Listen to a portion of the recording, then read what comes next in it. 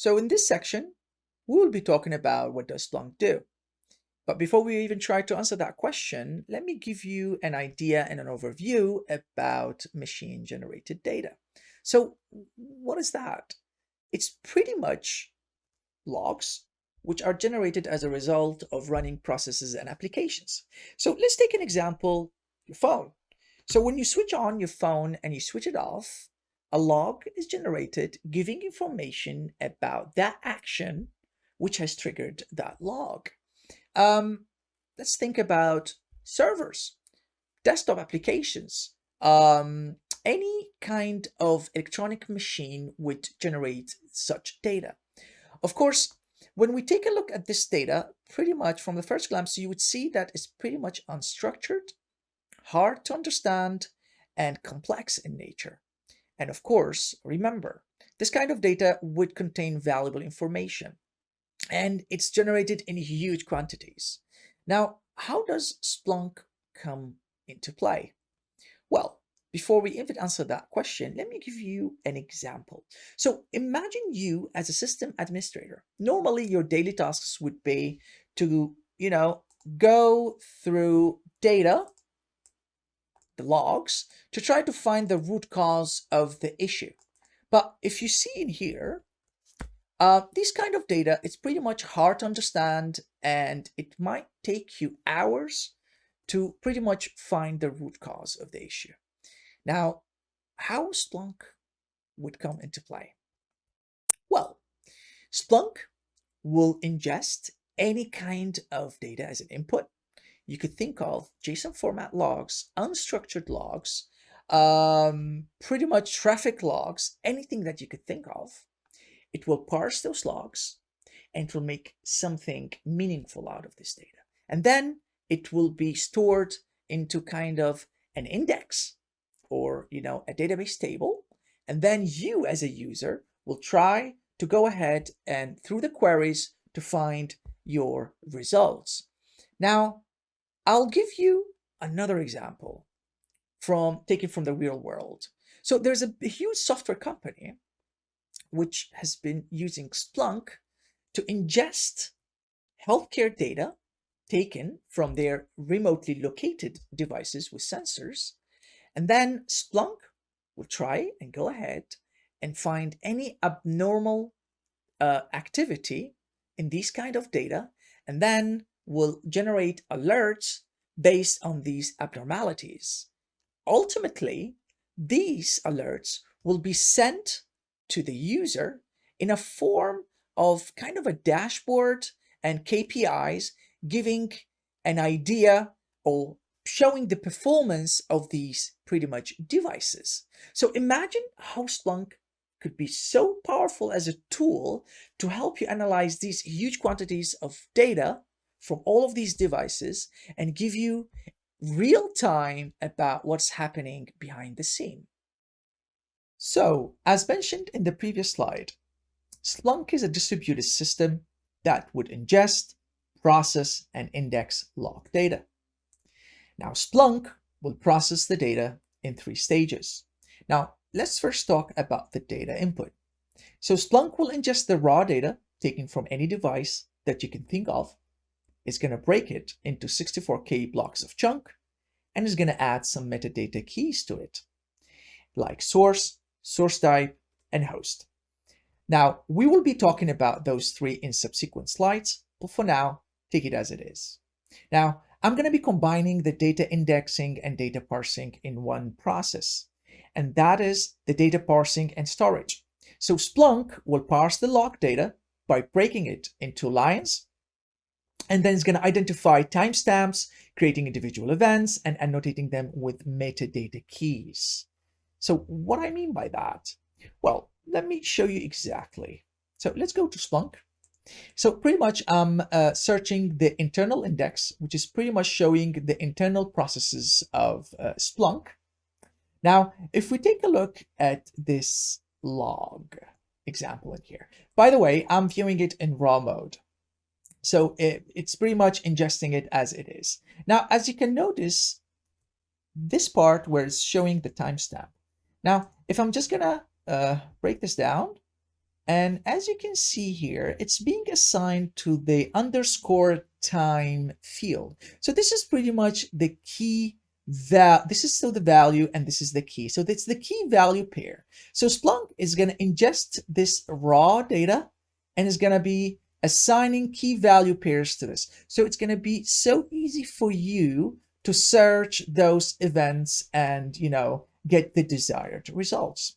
So let's go back to the third process, which is the search head. Now, the search head process will provide the UI to the users so they can use it to interact with Splunk. So it will allow users to search and query Splunk data, interfaces with the indexers to gain access to the specific data that they have requested. This is exactly a moment ago, which I've pretty much shown you. Now, what I'm doing here for the sake, of this architecture presented here, Splunk is acting as a standalone instance where it's actually performing all the rows together. And I mean by that the data input, which aka Splunk forwarder, data indexing and parsing. This is the Splunk indexer, and the searching, which is going to be the search head. Now, let's go to the next slide, and then I will be showing you exactly what I mean. So, Splunk components. Now, Splunk comprised of three main components, which I would call them the processing components, which are going to be handling the data, which is the forwarder, the indexer, and the search head. For the sake of the previous slide, which I've shown you, Splunk as a standalone, again, is acting as the whole instance where it's performing all of these roles together. Now, as a second component is the management components. So these support the activities of the processing components above. So I would call them these kind of the auxiliary components. So they could help manage the inner workings of Splunk as well as the processing components, which are the deployment server, the license server, the master cluster node, deployer, and monitoring console. Of course, we will be talking individually about every single one in subsequent slides. So you remember from a previous slide where I was showing to you about the data flow, ingestion flow, from the data input process through the different pipelines up to the search part in the standalone fashion. But now we will be going to the second part, or the second architecture, what I would say, where we're going to be offloading the job of data input to dedicated machines, aka the forwarders. Now, let me show you that, exactly what I mean. So as a best practice, we would deploy the forwarders, which are responsible for the data collection part, to the desired end machines to collect the logs from. Universal forwarders, typically the raw data, and they forward it without any prior treatment. Now, let me give you an example. So typically we will deploy those forwarders as a pre-installed package to these end machines, which is this, this pretty much this Linux server. What we will be doing is we will instruct those forwarders to actually monitor the internal logs of, or the system level logs of this machine. Ultimately, all of these logs will be forwarded by the forwarder package, which is installed on this machine, to the Splunk instance for further data parsing and data indexing. So pretty much, the forwarders is being offloaded from the Splunk instance. Similarly is with the search head. So the search heads, as a best practice, and in a real world scenario, we would deploy those instances or this role on a dedicated component or machine to perform high intensity dedicated search queries. And this is typically done this way. So let me show you exactly what I mean. So we just talked about the forwarders, which we're going to be deployed on these servers. and they're going to be responsible to monitor the logs of your choice, and then they will be forwarded to the indexer. Now, the indexers are also dedicated machines, which they will do only this part and data parsing part. So they're going to parse those logs which are being received from the forwarders, and they're going to pretty much break these data logs into events and parse those data and provide, all the key value pairs. And then you as a user sitting in here, through dashboards, search and monitor, report and analyze, you will go ahead and create queries to actually, search the data which has been just indexed. So instead of having a one standalone architecture, which is pretty much useful when it comes to self-learning, testing, POCs, proof of concept, we will be using pretty much a standalone Splunk. But for more advanced and more high intensity searches and real world scenarios, we will be more into this architecture flavor, where we'll be dedicating the search heads part, to dedicated machines and the indexers as well as the forwarders. Now, you see this deployment server. We will be talking about in subsequent slides. One last thing that I would like to talk about is all components get installed from the same Splunk package. It is just the configuration which changes the Splunk behavior. So what I mean by that? Now, when you install Splunk, and we will be showing that in the next slides, it all has all of these components. It's just you as a user, you will go ahead and configure the Splunk instance to act only as a search head, or only as an indexer, or only as a forwarder. So for here, for example, it's still a standalone, but we're offloading the forwarders. In here, we have configured this Splunk instance to act only as a search head. Similarly, here to act as an indexer, and here also as a forwarder. In this section, we will be talking about Splunk components, but more in depth. So let's start with the Splunk forwarder. So the forwarder is an agent that you deploy on IT systems. It collects logs and sends them to another Splunk enterprise instance, as I've shown you in the previous slides. It is very fast, requires less resources on the host with minimal footprint. So what I mean by that, so if we go to the Splunk website where we want to download the universal forwarder, so as of this recording, it's 9.0.1, the Splunk version. Now, as you can see, it's at 28 megabytes of data. So it's not really big, the package. Now, mainly because it does not support Python. No, user interface. It's just used to collect the logs, and the data, which is gonna be forwarded from the universal forwarder, is uncooked. So pretty much is unparsed.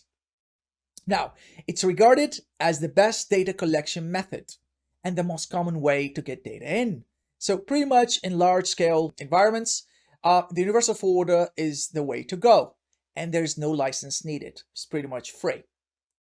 Now, let's move on to the Splunk indexer. The indexer transforms the data into events, unless it was received pre-processed from a heavy forwarder. Now, I never mentioned the heavy forwarder in the previous slides, but in the next slide, I will be talking about the heavy forwarder and the difference between this one and the universal forwarder. So, Splunk indexer stores it to disk and adds it to an index, as I've shown you before, and enabling searchability.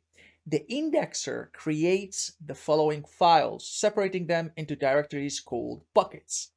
So when data is stored into the indexer, it's pretty much gets separated into buckets, and it will contain the compressed raw data as it receives it, and then indexes pointing to the raw data.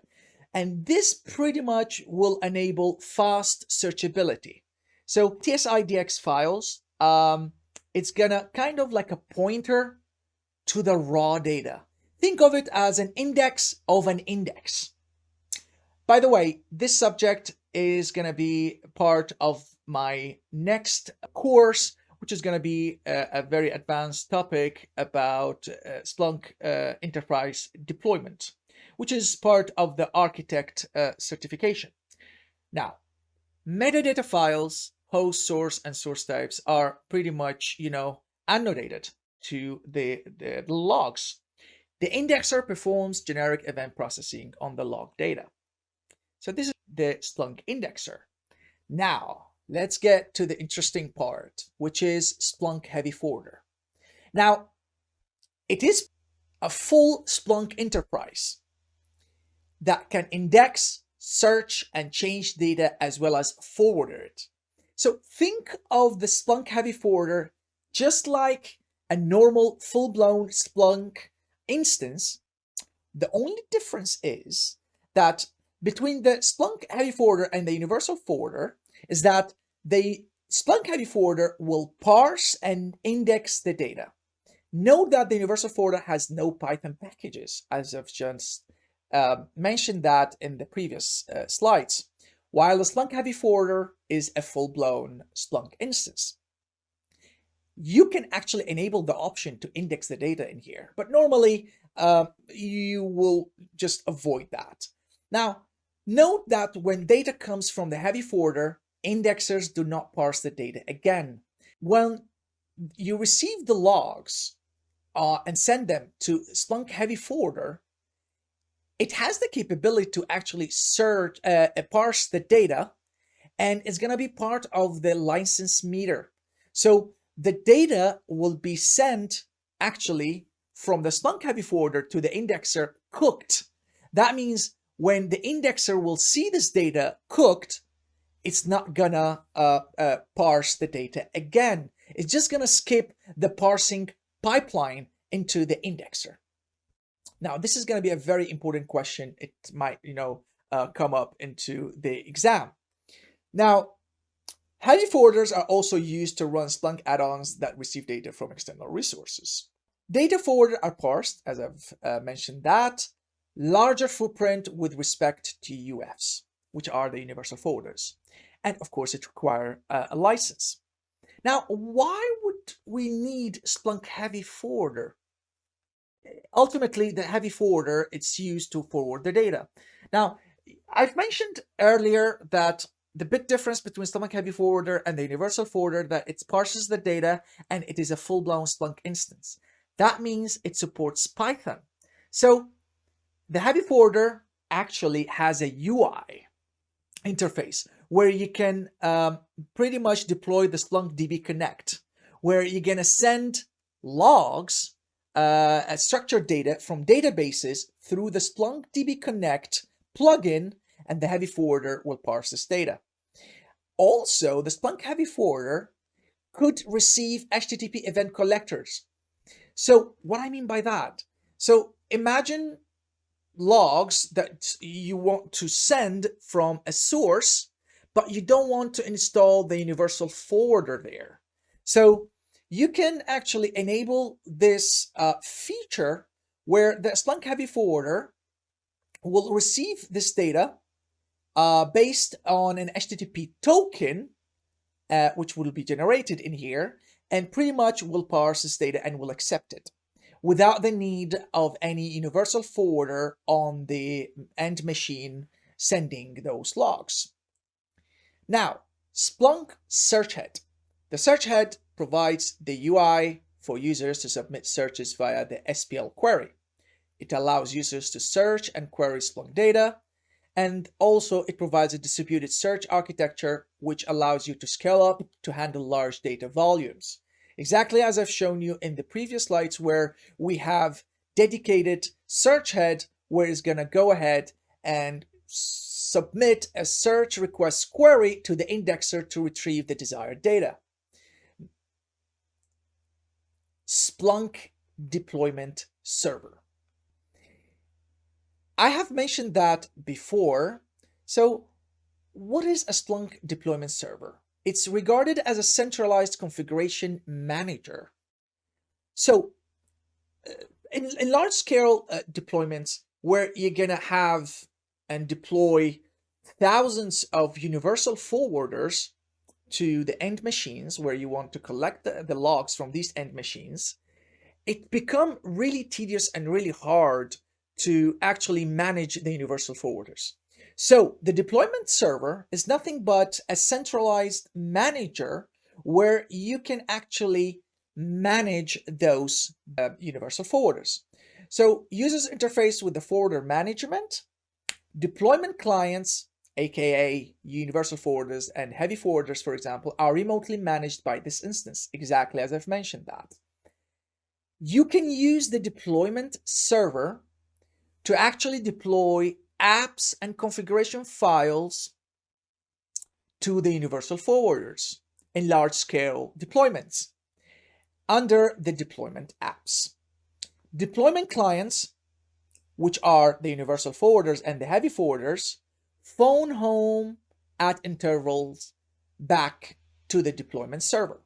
So if we go back, I will exactly show you what I mean by that. So in here, let me take pencil. So this is the deployment server. Now imagine you have hundreds, thousands of forwarders, universal forwarders.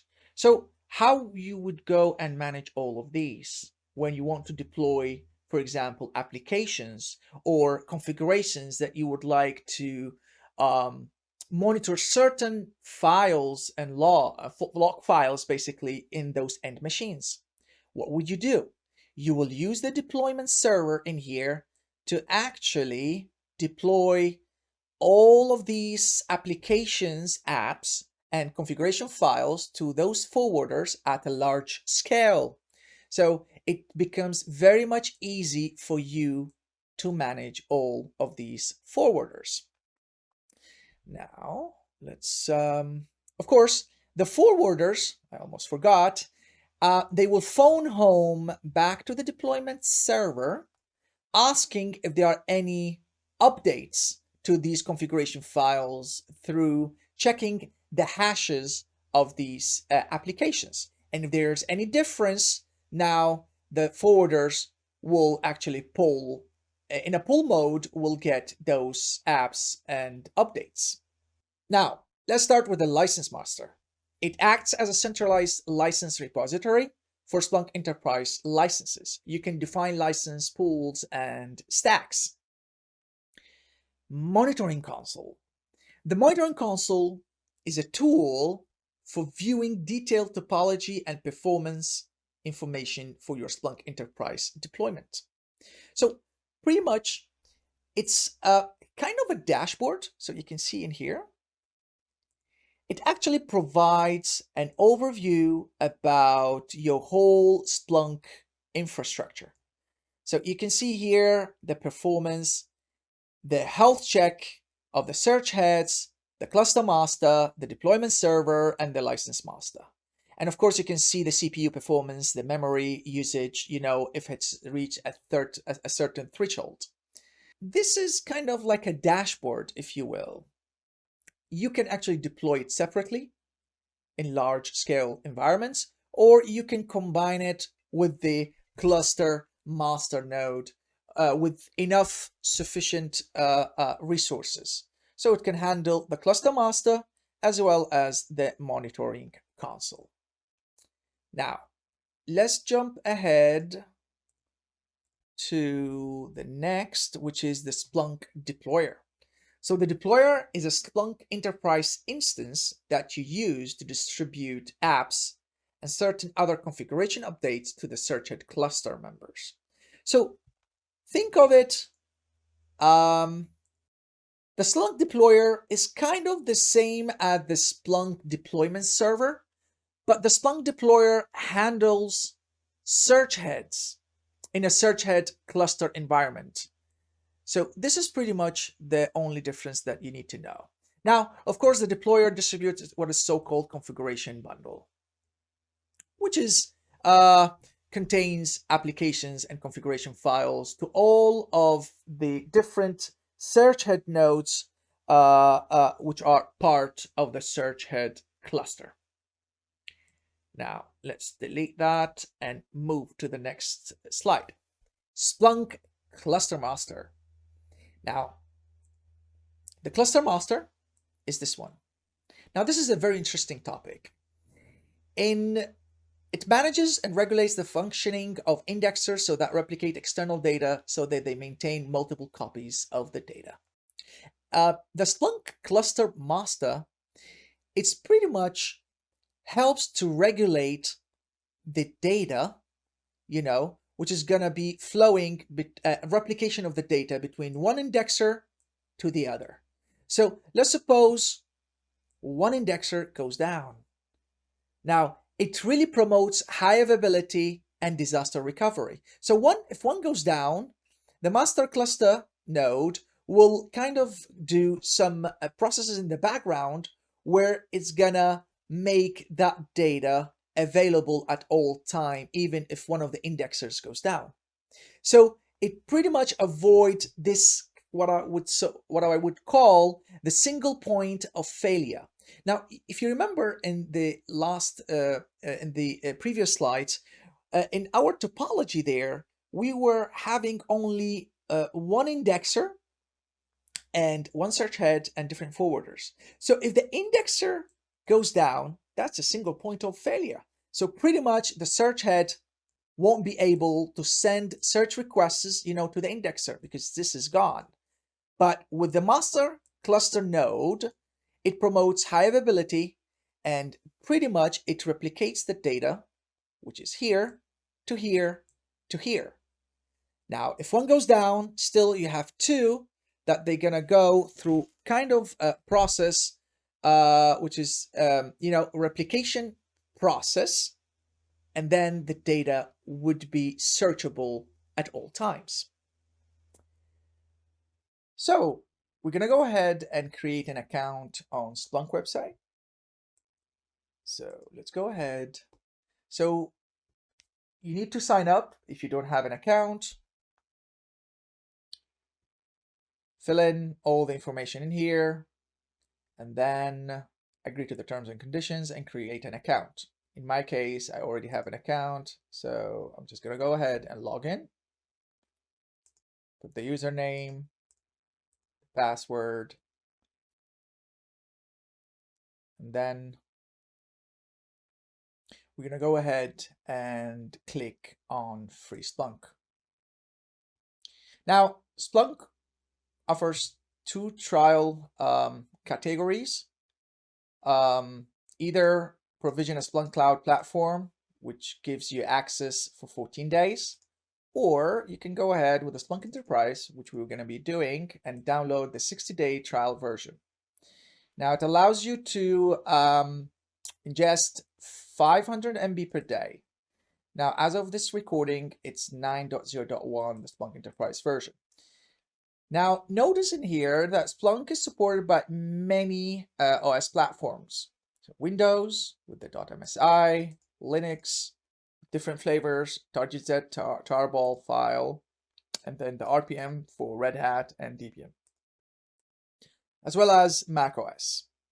Now, I'm going to go to Linux, and I'm going to install, for the purpose of this demo, I'm going to go with targz file. Hit on that one, click on command line wget. This is a command where you're going to be using to download Splunk. Now, in case you don't have the wget command, so let's first jump ahead, zoom in.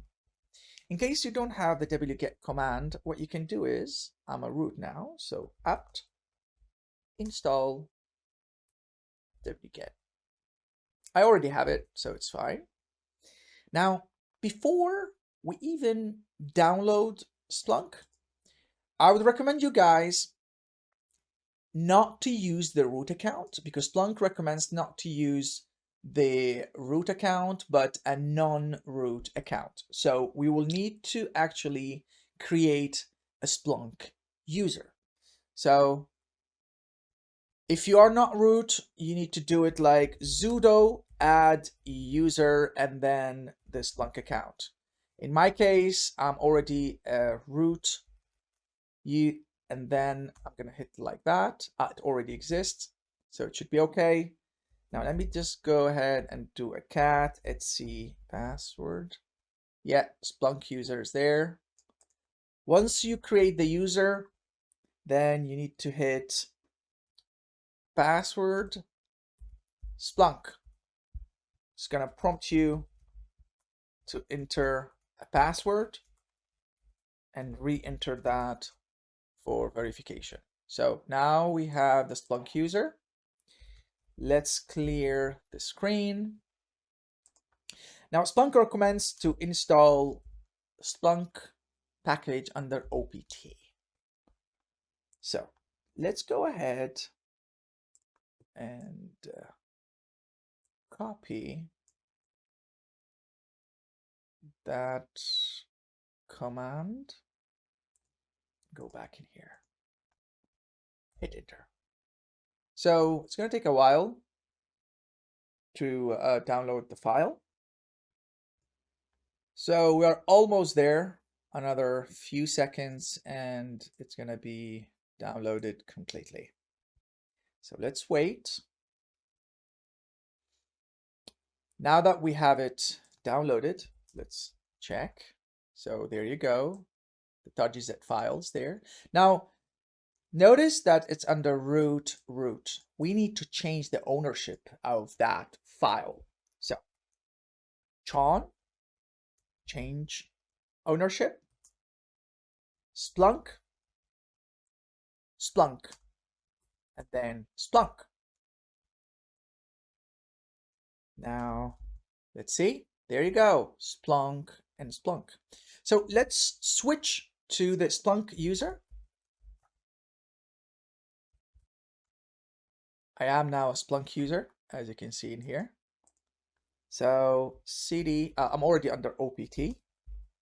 So what we're gonna do is tar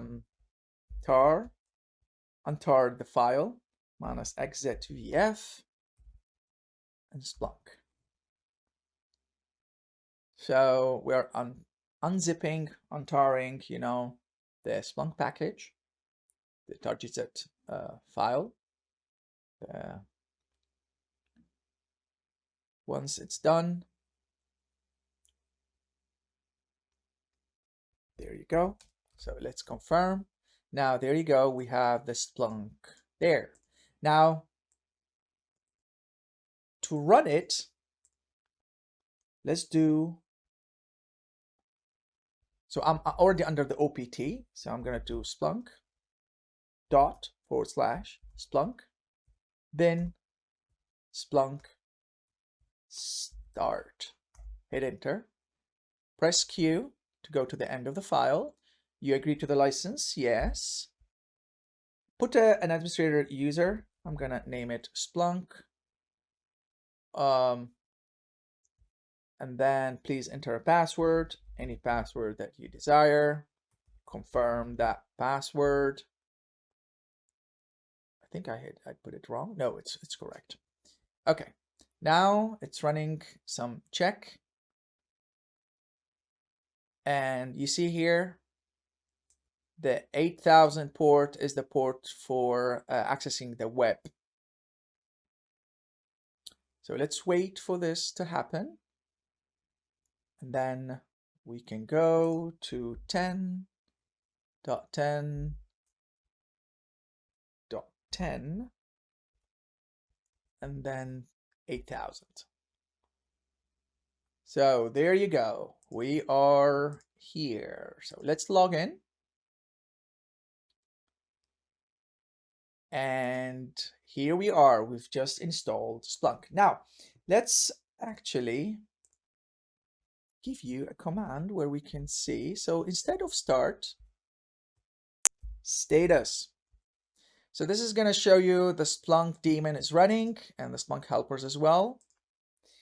Now, if you want to stop Splunk, you just hit stop, but I'm not going to do that. Then if you want to know more about the different commands, I think you hit help. Yes, and that's going to give you an idea about all the different commands that's there. I'm going to also be attaching a reference for all the different commands that from the CLI, to have a better idea about what you can do and what you can manage with the Splunk.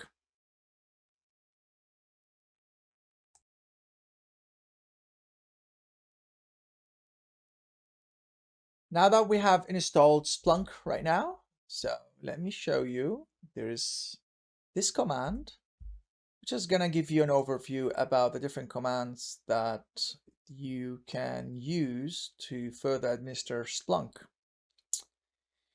And also what you can do, you can go to the website here, and under this section about CLI, get help with CLI, administrative CLI commands.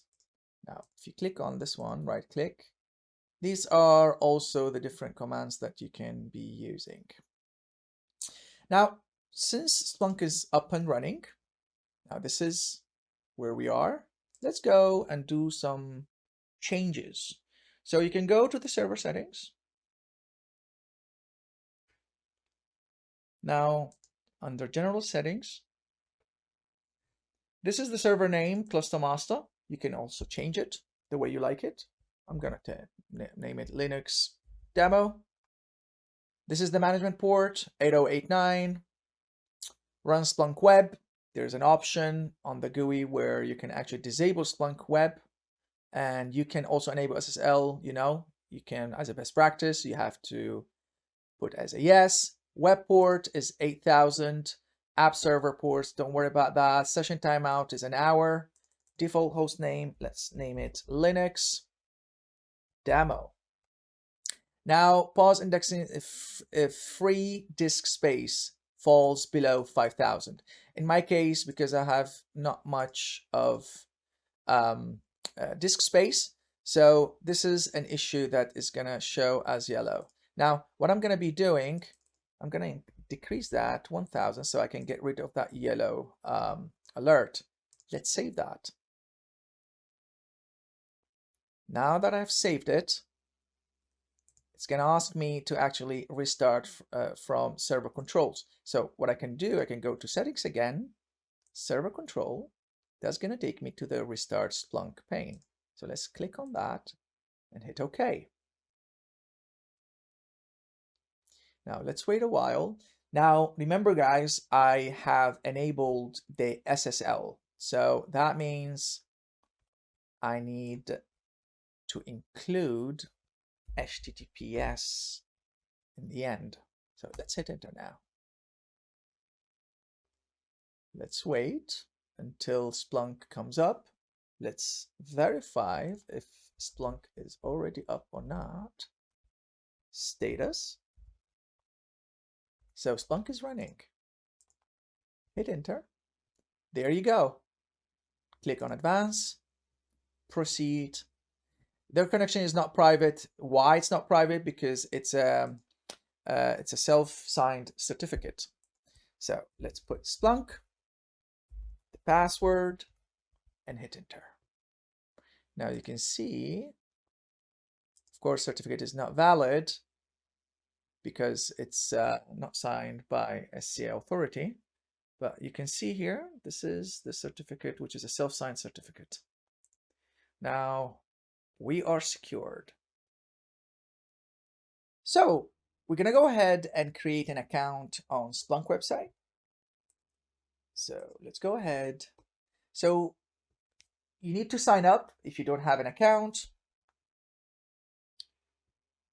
Fill in all the information in here, and then agree to the terms and conditions and create an account. In my case, I already have an account, so I'm just going to go ahead and log in. Put the username, password, and then we're going to go ahead and click on Free Splunk. Now, Splunk offers two trial categories. Either provision a Splunk Cloud platform, which gives you access for 14 days, or you can go ahead with the Splunk Enterprise, which we're going to be doing, and download the 60-day trial version. Now, it allows you to ingest 500 MB per day. Now, as of this recording, it's 9.0.1, the Splunk Enterprise version. Now, notice in here that Splunk is supported by many OS platforms. So Windows with the .msi, Linux, different flavors, target-z, tarball file, and then the RPM for Red Hat and Debian, as well as Mac OS. Now, I'm going to go to Linux, and I'm going to install, for the purpose of this demo, I'm going to go with target-z file. Hit on that one. Click on command line wget. This is a command where you're going to be using to download Splunk. Now, in case you don't have the wget command, so let's first jump ahead, zoom in.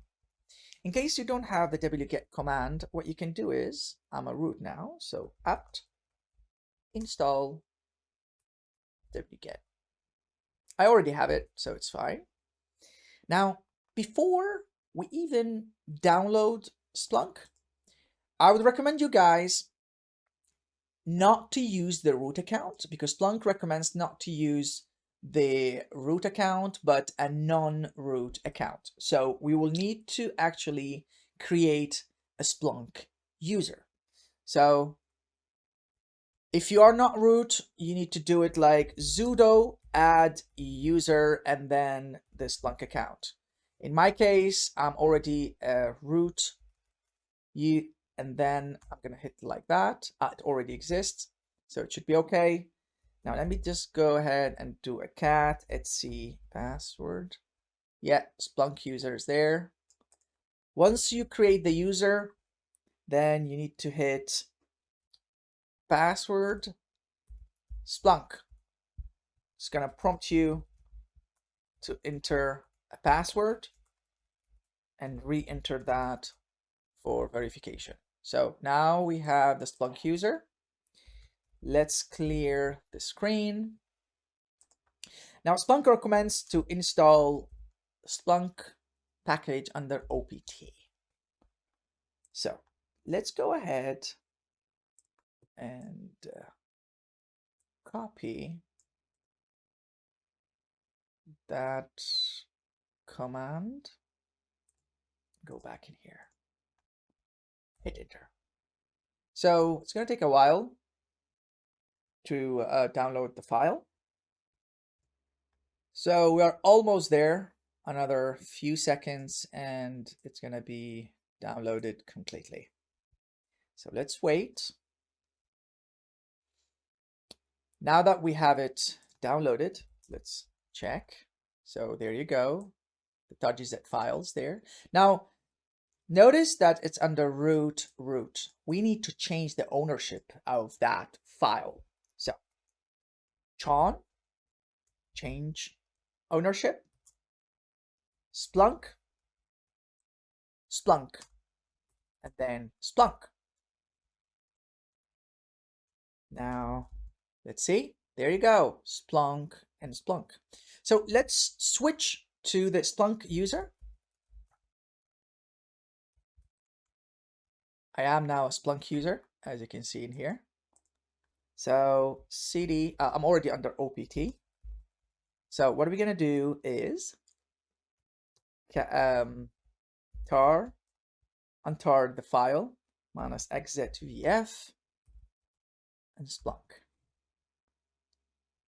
So we are unzipping, untarring, you know, the Splunk package, the target-z file. Once it's done,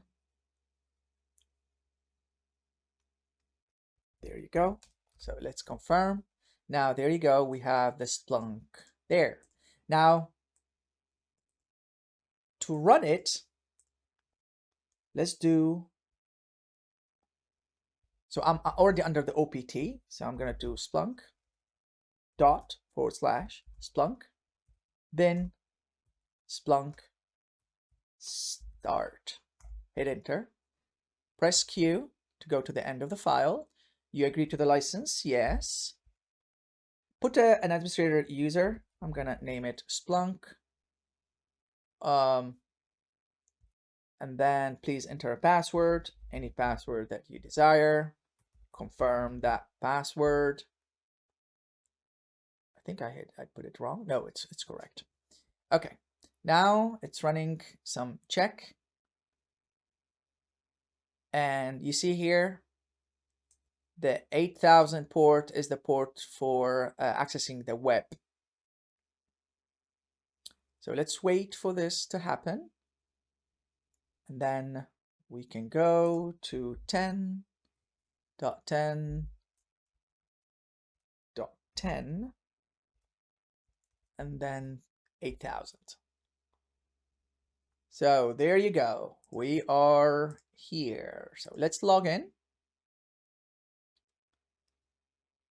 And here we are. We've just installed Splunk. Now, let's actually give you a command where we can see. So instead of start, status. So this is going to show you the Splunk daemon is running and the Splunk helpers as well. Now, if you want to stop Splunk, you just hit stop, but I'm not going to do that. Then if you want to know more about the different commands, I think you hit help. Yes, and that's going to give you an idea about all the different commands that's there. I'm going to also be attaching a reference for all the different commands that from the CLI, you know, to have a better idea about what you can do and what you can manage with the Splunk.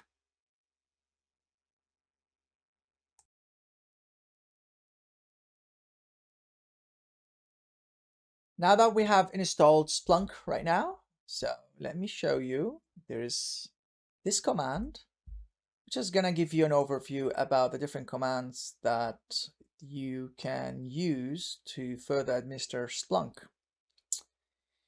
And also what you can do, you can go to the website here, and under this section about CLI, get help with CLI, administrative CLI commands.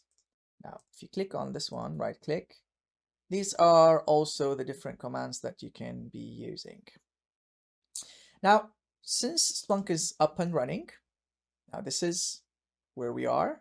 Let's go and do some changes. So you can go to the server settings. Now, under general settings, this is the server name, cluster master. You can also change it the way you like it. I'm going to name it Linux demo. This is the management port, 8089. Run Splunk web. There's an option on the GUI where you can actually disable Splunk web, and you can also enable SSL. You know, you can, as a best practice, you have to put as a yes. Web port is 8000. App server ports, don't worry about that. Session timeout is an hour. Default host name, let's name it Linux demo. Now, pause indexing if free disk space falls below 5000. In my case, because I have not much of disk space, so this is an issue that is going to show as yellow. Now, what I'm going to be doing, I'm going to decrease that 1000 so I can get rid of that yellow alert. Let's save that. Now that I've saved it, it's going to ask me to actually restart from server controls. So what I can do, I can go to settings again, server control. That's going to take me to the restart Splunk pane. So let's click on that and hit OK. Now let's wait a while. Now remember guys, I have enabled the SSL. So that means I need to include HTTPS in the end. So let's hit enter now. Let's wait until Splunk comes up. Let's verify if Splunk is already up or not. Status. So Splunk is running. Hit enter.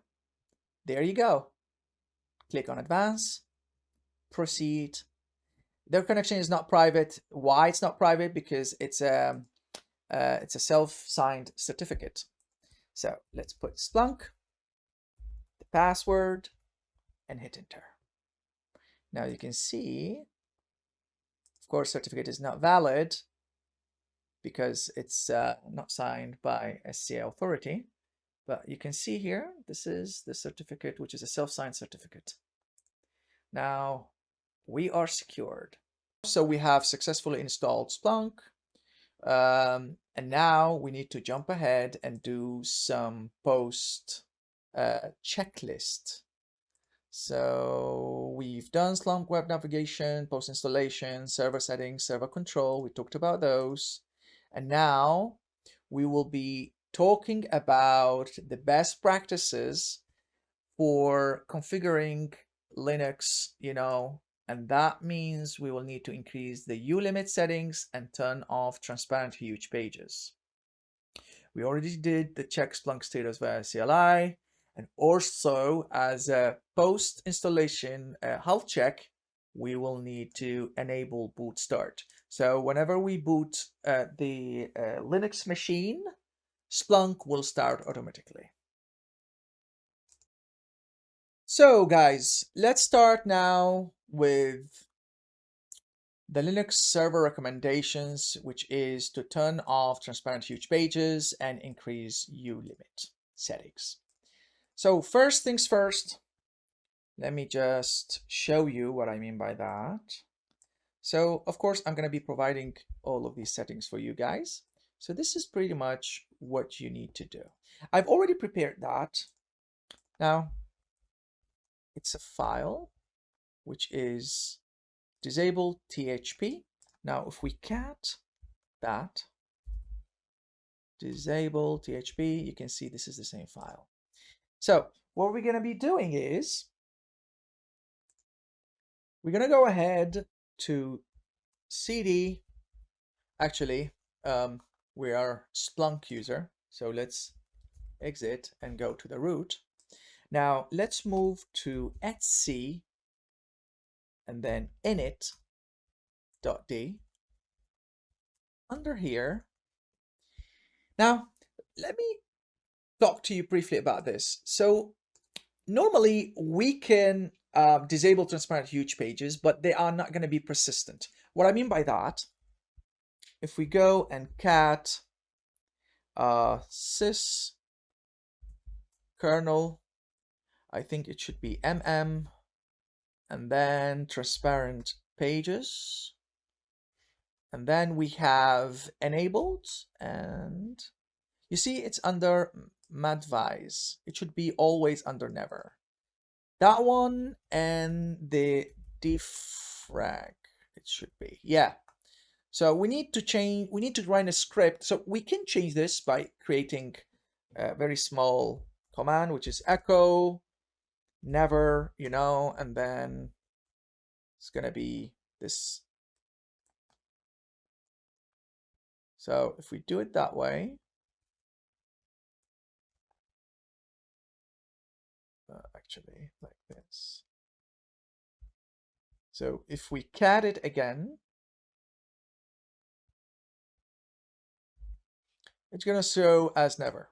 But this is not going to be persistent. So if you do a reboot, it's going to come back to madvise. So how we do that? Now, we will need to create, so let's do it with nano. So nano disable underscore THP. So let's create that file. Now, what I'm going to do, I'm going to copy all of this and paste it. Let's make sure that the whole file is there. Then Control X and then Y. Now I have saved that. So let's check again. Disable. Yeah, it's there. What I'm going to do now, let's check the ownership, and it's not executable yet. So what we're going to do is change mode 755 disable THP. Let's check again if the file is executable now. Actually, I cannot see that, so let's do disable. In fact, it is executable now. Now, this is for disabling the transparent huge pages. I'm gonna be providing you guys with this one. Now, this is very important. You need to take care of it. Try to do it. So it's very important. Okay, so now let's move ahead and actually increase the U limit. Now let's go CD.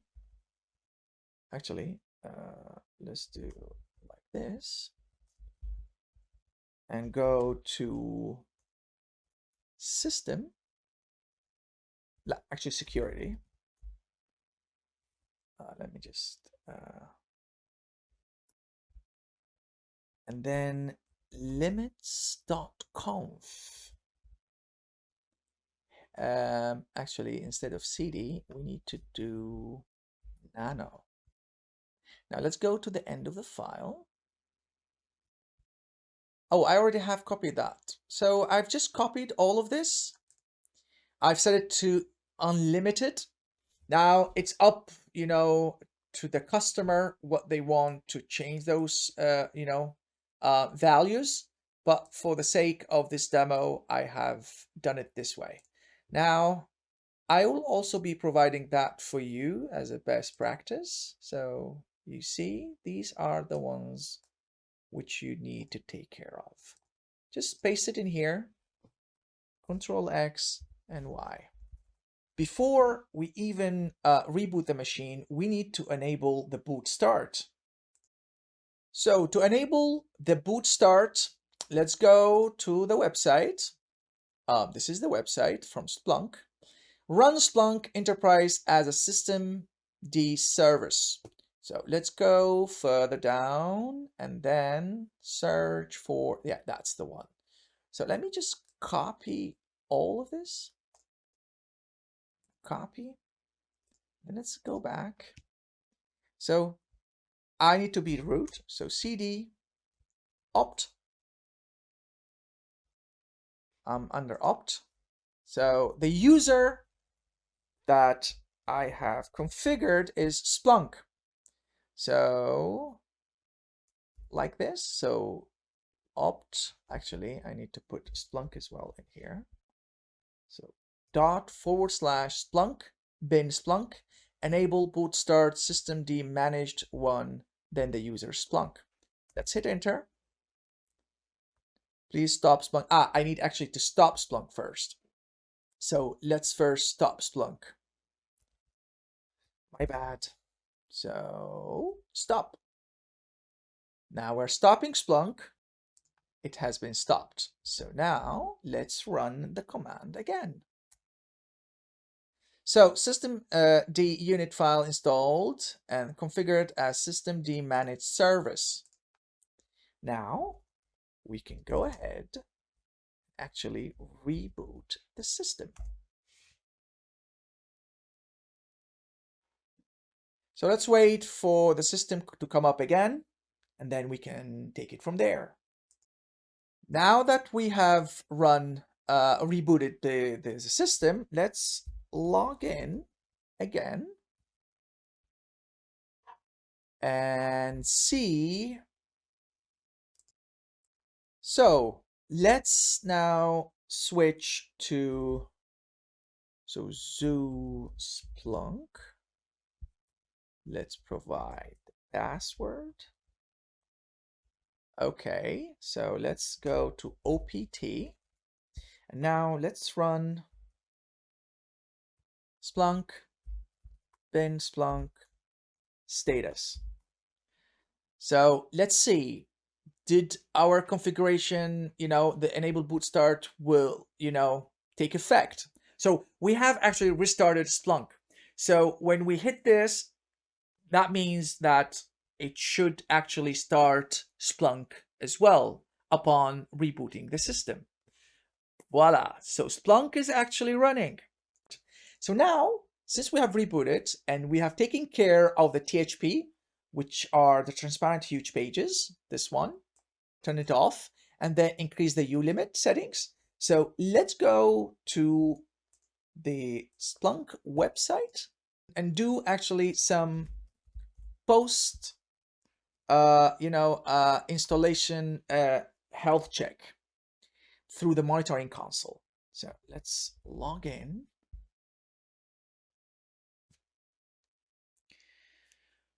It's gonna take some time. Okay, so now what we're gonna do, we go to settings, monitoring console. Now remember, in the previous slides, we talked a bit about the monitoring console. Now this is the dashboard that I was mentioning previously. Now, just to give you a brief about it. Now, the monitoring console, you can enable it, you can deploy it as a standalone. So let's hit on general setup from settings. Now, the mode is standalone, which means I am enabling the monitoring console for this instance only. Now, let's hit enter, edit server roles, and now we are on license manager, search head, indexer. That should be okay. Save it, okay, apply changes, and then let's hit refresh, and then let's go to the health check part. So this is pretty much a comprehensive health check to support enterprise instances. Now let's start that. Now don't take a look at this one. That should be okay. It's not relevant. Let's see if everything checks out. Really good. Now, of course, one or more hosts has returned CPU or memory specifically that fall below reference hardware recommendations. Now, you remember when we talked about that? Now, if we click on this results, you see that the minimum hardware specs, recommendation is 12. I'm using 4. Physical memory is 12, and now I have currently 8. So you really need to take care of this. It's very important, and you need to adhere to the hardware specifications from Splunk. Now I'm showing you this in real time. Now let's check where are the best practices. Take a look. Assessment of server ulimits. Successful because we've taken care of the ulimit. So we have increased that actually. You can see now. This is the current, this is the recommended. This is the current, this is the recommended. So I've taken care of that. Also, let's take a look at the transparent huge pages, where it is. There you go. So transparent huge pages enabled is never, and this one is also never. You remember from the command line, when we went ahead, let me just do cat system kernel transparent, then enabled, which is perfectly good, which means that the script that I've just created, it is correct and it took effect. It actually, it ran basically under the etc init, which is what. So when you reboot, there are different running levels. There's from 0 to 6. Also, this one is never. So perfect. Now we have a Splunk, adhering to the Splunk best practices, up and running and ready for further deployment. So now we're going to go ahead and install Splunk on a Windows machine. So to do that, let's go to the Splunk webpage again. Pretty much just going to go under Windows and we're going to download it. Now, when we want to go and download it, we're going to hit here. This wget command is going to show up. Just copy it. Then under here, just paste it, but remove the command. So from here, let me just zoom in so you will know what I mean. So just copy the URL portion from here and hit enter. So it's gonna download in here. You see in here. So that's it pretty much. I'm gonna cancel it because I've already downloaded it. Now let me just go to here. I'm gonna hit and double click on it, run,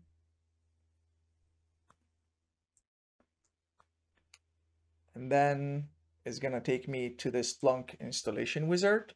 So check this box. Next,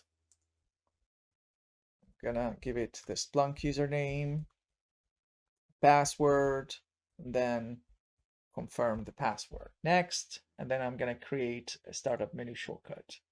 So let's wait for this to finish. It's gonna take a while.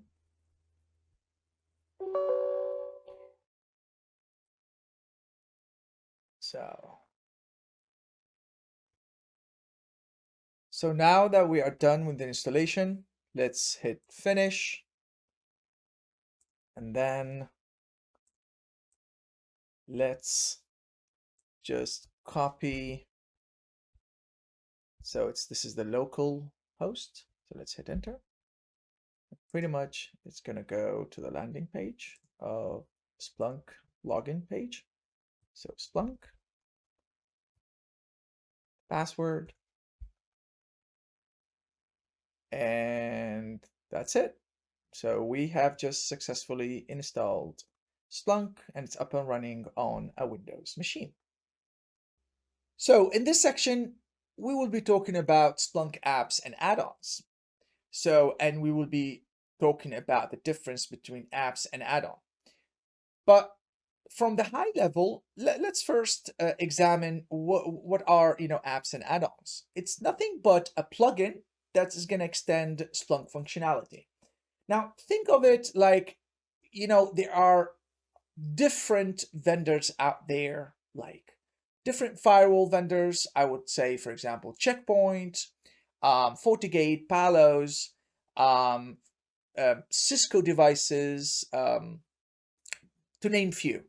Normally, customers would want to parse and find a way to help customers to actually parse those logs, incoming logs, and make their life a lot easier. The way you do it, so there is a website which is called Splunk Base, where Splunk is maintaining some of these apps, but also there are a possibility for you guys out there to actually create and package some apps and upload them to the Splunk base so that others could use. So it enhances the parsing process, and it's gonna help a lot into create source types and improve pretty much the output. Now let's first examine an add-on. So what is an add-on? It's typically a single component. I'm going to be demoing that in a moment. It doesn't have a navigation UI per se, like an app, and it's typically created for a single use case. And by the way, it can extend, apps functionality. Think of it like a custom REST endpoint, some custom field extraction it could contain, like props, transforms, and source type definitions or macros. So it pretty much help into during the field extraction, process. While an app will contain a navigable user interface, possibly, a setup screen, and it would contain many knowledge objects like lookups, tags, event types, and even saved searches, which is going to be viewed in kind of like a dashboard. So let's go ahead and show you that in a moment. So these are, I've just logged in to the Splunk, the portal, and I'm just going to go to apps. Now you can see these are all the apps which are offered out of the box in here that you can see. Now these are the versions of these apps which are maintained, and these are the update checking. Also, you can see there's an option where this app is visible or not. Now, also, these are the app permission level. So, to which extent, users are able, to view or edit those apps. So you can see based on the roles. Now, if you see it's read, that means every user, basically part of these roles, which are offered out of the box from Splunk, are able to read and view. While editing, it's only assigned to the power user. So let's cancel that for a moment and move on. Now, this is the status where it shows you, is it enabled or disabled as an app? Now, let's go ahead to Splunk base and actually install an add-on. So let's go for Cisco. Let's find that one. So Cisco Network, no, not this one. This is an app and this is an add-on. So again, as I've shown you, what is the difference between the both? I'm just gonna first install and deploy the add-on. So let me just click on it. Oh, I need to log in. So I've just logged in to the Splunk base, .splunk.com. By the way, if you don't have an account, you'll need to go ahead and create an account. So let's download that add-on. Let's hit OK. There you go. Now let's go to Splunk apps and under the install app from a file. So there are different ways where you can actually install an add-on or an app into Splunk. I'm going to show you first, through the web GUI. So by going into install. So let me just zoom in and then show you that. So install app. And then I'm just going to drag and drop, upload, and it should be fine. So I think it's already there. So let me just search it. Cisco, there you go. So it's pretty much global. It's shared globally, not at the app level context. It's already enabled. So let's go and see that. Of course, it's not going to show in here because this is an add-on. Now, let's go ahead and actually also download the Splunk Cisco app. So let's search for Cisco again. So we have already downloaded and deployed the Splunk add-on for Splunk Enterprise, which is the Cisco one. I'm going to deploy this one now. So let's download it, confirm. By the way, just to explain to you guys, this app is not supported by the developer or Splunk. So remember when I talked about Splunk Base? So Splunk Base is kind of like a portal where it's a kind of a directory, if you will, and it contains all the different apps and add-ons which are, supported by Splunk. Now, there are two categories. There are apps and add-ons which are actually maintained by Splunk. So it went through a sanitation kind of check. And there's also the possibility for you guys out there to develop your own Splunk app add-on, and you can upload it to Splunk as well. So let's confirm and agree to download. There you go. By the way, before we even go with that one, let me show you the Linux one. So when we go to the Linux one, you see Splunk support add-on. So this is the tag, which shows that this is a Splunk supported kind of app. When you don't see that one, you would see something like it's not supported. So this is a distinction, between the apps which has gone through a citation check from Splunk themselves versus the ones which are the ones that have been created by normal people outside of Splunk organization. So let's go ahead and upload the Cisco app. So install app from a file and drag and drop, upload. And let's search it real quick. So this is the add-on, and this is actually the Cisco app. It's already shared globally among the users, and it's enabled. So now if we just hit there, you can see it's there. It's the Cisco networks. And this is the difference between an add-on and an app. So this is the app, and you can see already there are, this app contains dashboards, saved searches. Now that we have installed an add-on and an app for Cisco, on Splunk, from Splunk base via the web, I would like to show you exactly how that would be seen via the CLI. So let's jump ahead and go there. So cd opt Splunk. Now this is the path where everything, all the configuration, the packages, etc., for Splunk enterprise. Now you see under etc. So let's go under etc. Now you can see the directory structure in here. The ones which are of interest are system, user, and apps. So under this directory are all the apps which you would normally see here, or actually here. Let me show you. The ones which are visible and the ones which are not visible.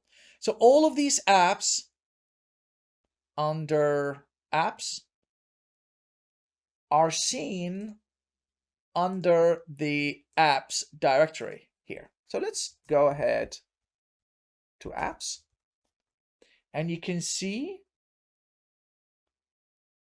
the TA Cisco for iOS and the Cisco iOS app. So this is an app, this is an add-on.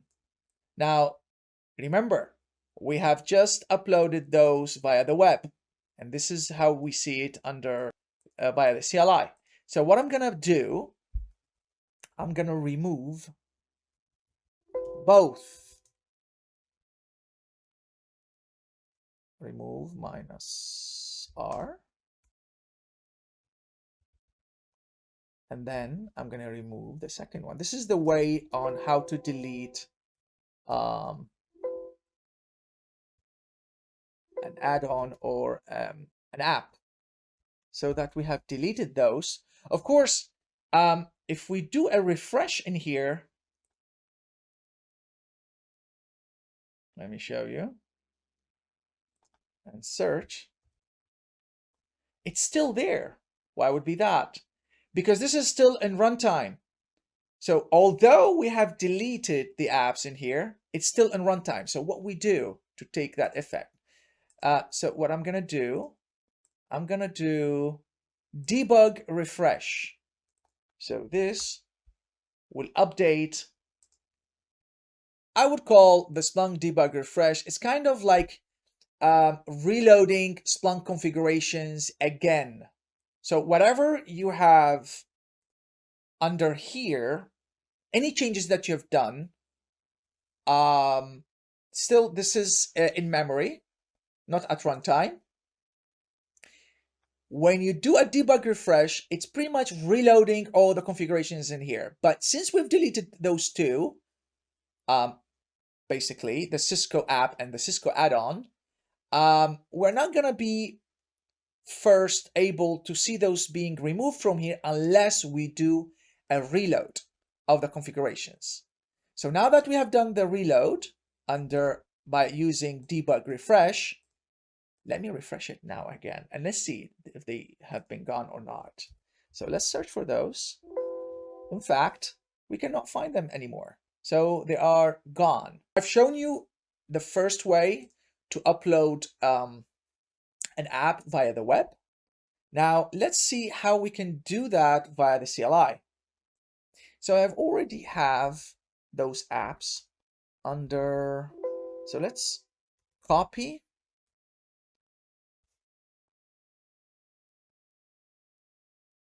So let's copy the Cisco app and the Cisco add-on, which I've already uploaded them to the desktop. So it should be under home, my username, desktop, and then it's Splunk add-on for Unix to OPT Splunk etc apps. It's permission denied. I need to do it with sudo. This is the first one. And this should be the second one, which is called Cisco Networks, which is this one. Where is it? This one. So let me just tab and hit enter again. So now we can see that these are both here. So, but they are under root. So what we do first, actually, let me do it differently. So let's do sudo tar -exit vf. Let's untar those two add-on. I've untarred the first one. And this is the second one. In fact, the Cisco now is there, as well as the, where is it? So this is the first one. It should be called something with TA.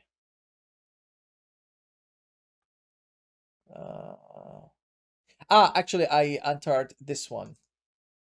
And I untarred also this one.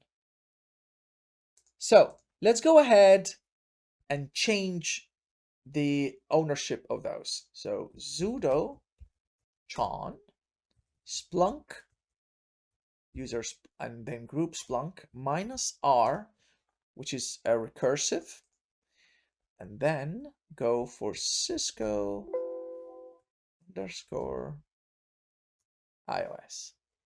This is the first, which is this one here. And then the second is the Splunk. Actually, I'm just thinking of it.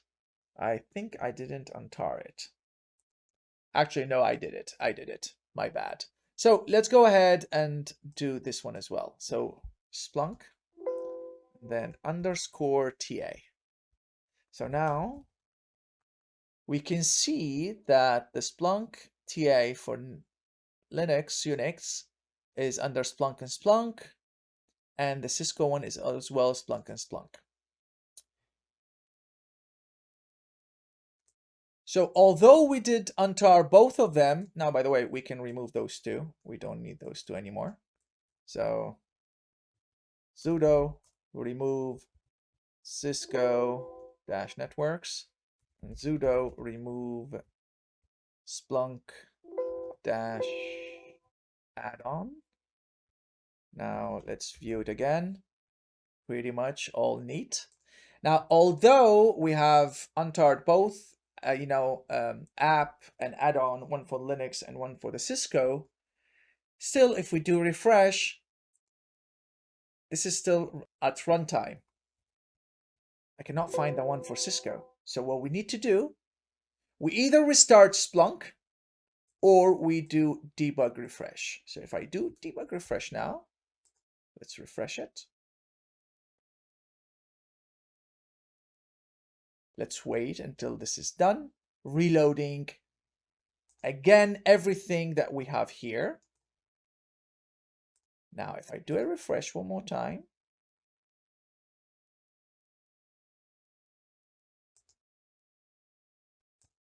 So Control F, Cisco, there you go. We have it again. Let's move on to the next section. So in this section, we will be talking about Splunk configuration files as well as Splunk directory structure.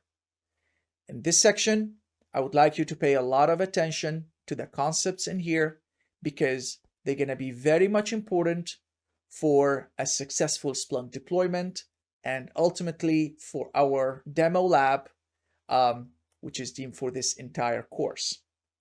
So let's start. Now, Splunk uses different configuration files, which are going to determine the Splunk behavior or its functionality. Now, Splunk can have multiple copies of the same configuration file across different directories. Now, first, let's talk about the directories which are of interest to us and which we're going to be working with most of the time. So let me bring that. Let me just zoom in. So let me just go up a bit further. There you go. So let's clear. Okay. So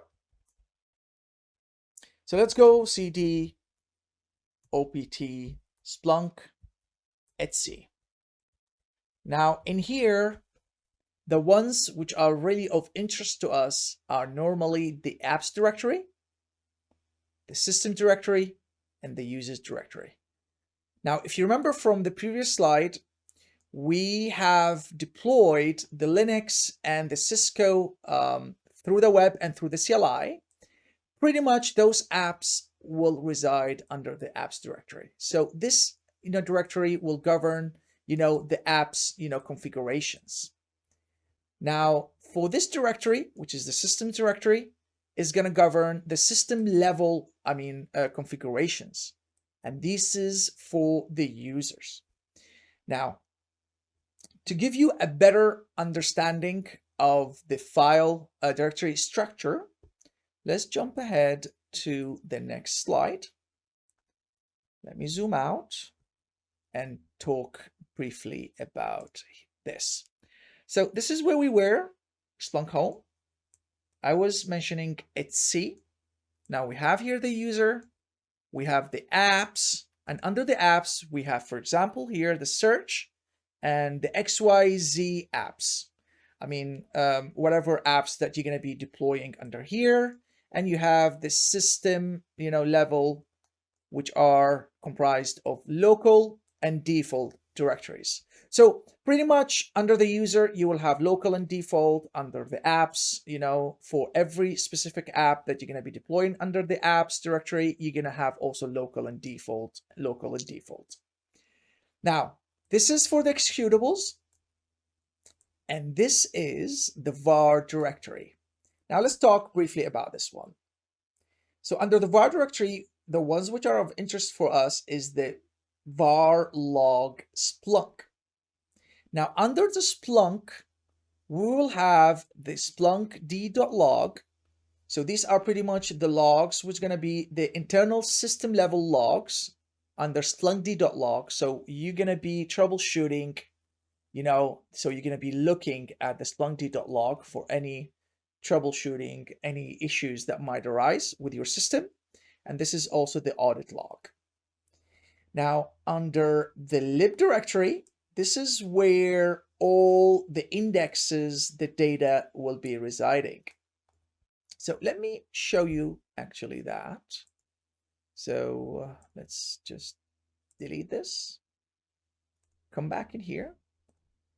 So cd, actually it's cd var lib Splunk. cd opt Splunk var lib Splunk. So under here, you can see we have the audit index, we have the fish bucket, we have the default, All of these are offered out of the box during the Splunk deployment. Mostly are for the internal log of your Splunk instance. For example, this is the fish bucket, more to come, in the next models, but take it as it is for now. Now let's go out from here and go to the log Splunk. Now in here, the one which is of interest to us is the Splunk d.log. So if we do a cat Splunk d.log, you can see in here, actually, these are all the logs, the internal system level logs of your Splunk instance. Now that we have talked briefly about the directory structure, let me show you actually the configuration file format that we have. So let me just bring an example so you will see what I mean by that. So let's zoom in. So a Splunk configuration file, again, as I've explained, governs a specific behavior of Splunk's functionality. Now, normally the Splunk configuration files are configured with a .conf, extension. Now, the Splunk configuration has stanzas, which are this one, for example, the general and the license. And think of these, are like name value attribute kind of a format. So for instance, if you don't know what is the server.conf, this is the system level configuration file, which is going to govern the Splunk instance. Whether, for example, you want to deploy a cluster, deployment. These are the changes where you're going to be doing under the server.conf. But for now, let's take this example, server name. So if you don't know what is it, it's self-explanatory, but let me show you. So you can just go to server.conf, and then under the general server configuration, you can see that this is the name that identifies this Splunk software instance. To have a better understanding, this file contains settings and values to configure server options in server.conf. So this is pretty much the format, which is going to comprise of a stanza, and under the stanza, is going to have kind of like a name value kind of a format. Now you can change those directly, under the server.conf or through the web, but I would recommend to do it through the directly on the configuration file. Now remember, the syntax here is always case sensitive. Okay, so moving on, let's talk briefly about what we've just mentioned earlier. So default, and what I mean by default here, default should never be changed. If you want to do some customization to your Splunk instance, always do it under the local directory, never under the default.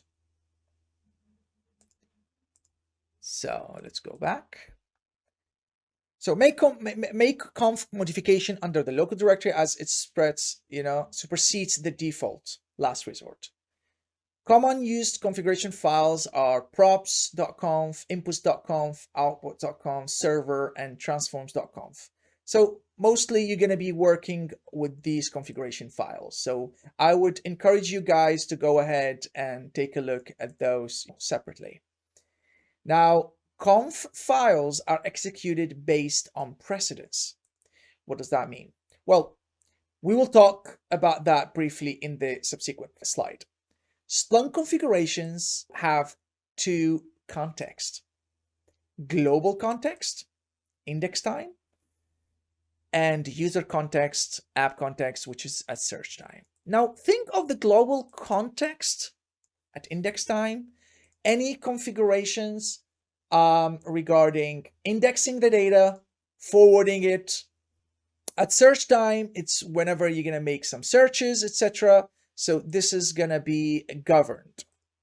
Now, remember, at runtime, it merges all of them and create a single inputs.conf of all existing files directory. What does that mean? Remember when we talked about this one? So basically, this is the server.conf. You could have multiple copies of the same configuration type, which is server.conf, across, for example, under the system, under apps, maybe searches, etc. So at runtime, it's going to merge all of the existing ones, but based on precedence. Now, we will talk about that, as this is the core concept of, Splunk layering. So you remember when we talked about the index context, which is anything that has to do, with background tasks, like inputs, parsing, output, which is forwarding, or just indexing. This is regarded as the global context. Now, imagine you have multiple copies of the inputs.conf across different directories. Now, for you folks, if you don't know what is the inputs.conf file, so let me just give you a brief about that. So let me just go ahead and actually inputs.conf Splunk. So let's go to the first one. Now the inputs contains possible settings that you can use to configure inputs. And what it means by that is the data input. So when data is going to be sent, the Splunk instance will receive it. So this is regarded as the data input, as the data comes in. So let's move along and talk about this. So normally under global context, the file precedence or the highest priority is always anything under the local directory, under the system directory.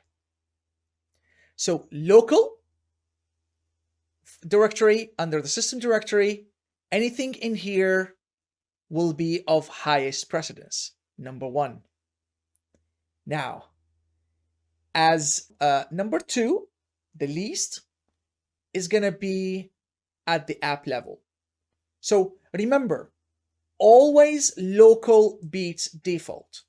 If you see in here, this is one, takes precedence. And then when we go to the app level here, we're talking about this.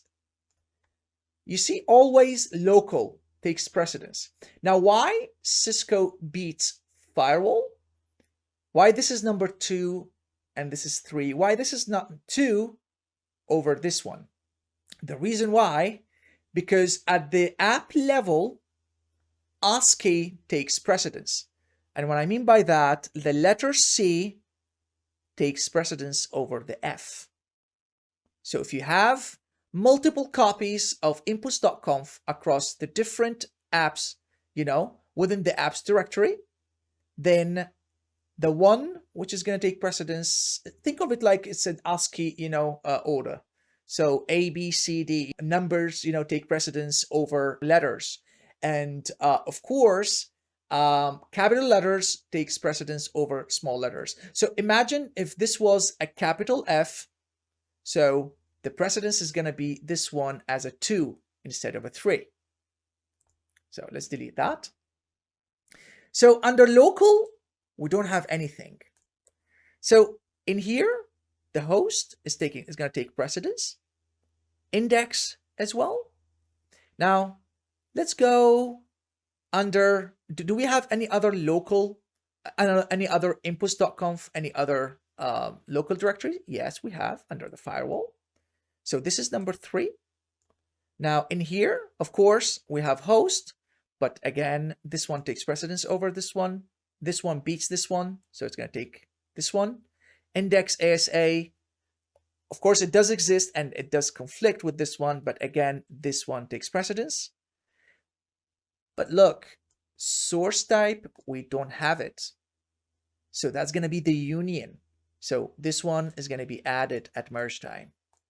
Disabled, here doesn't exist. Also, this one is going to be, added. Now, those two will be added here.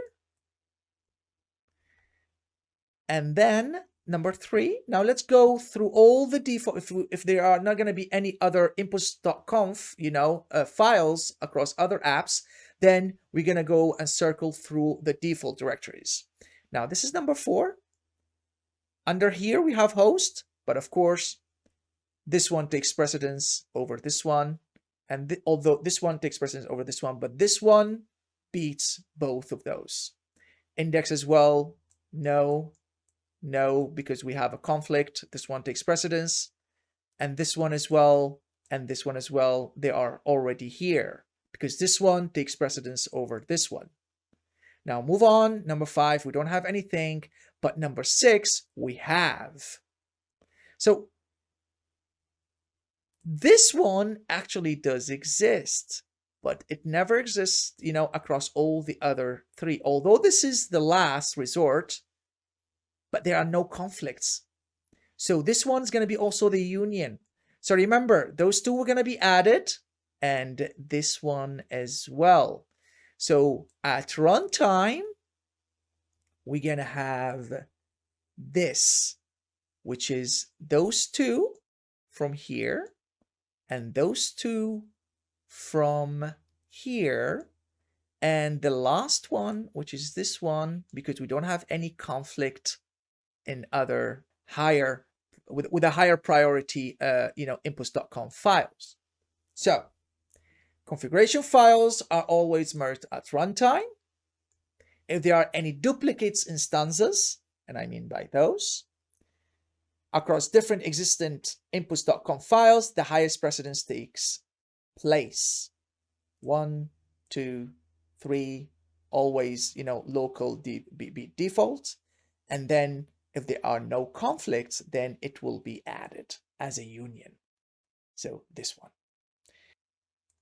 And let's move on to the search time. You remember we talked about, we have 2 contexts. We have global context that we've just explained, and we have user context. So let's go ahead and talk about the search time. This is at the app user level. For example, if you want to create a macros, a field extraction, a field, or what I would call event, that's going to reside under the fields.conf. So, or a search, pretty much, search time field extraction, they're going to reside under the search time level. In here, same concept as within the index time level or global level. This time, this is not going to be the highest priority. It's going to be the user where he's going to be residing, under which app. So let's suppose this is the user Tesla. He's actually viewing the Cisco app. He's under the Cisco app. So he's under the Cisco app. So he's under the app level Cisco. So wherever is under local, for example, is going to take, it's going to take precedence.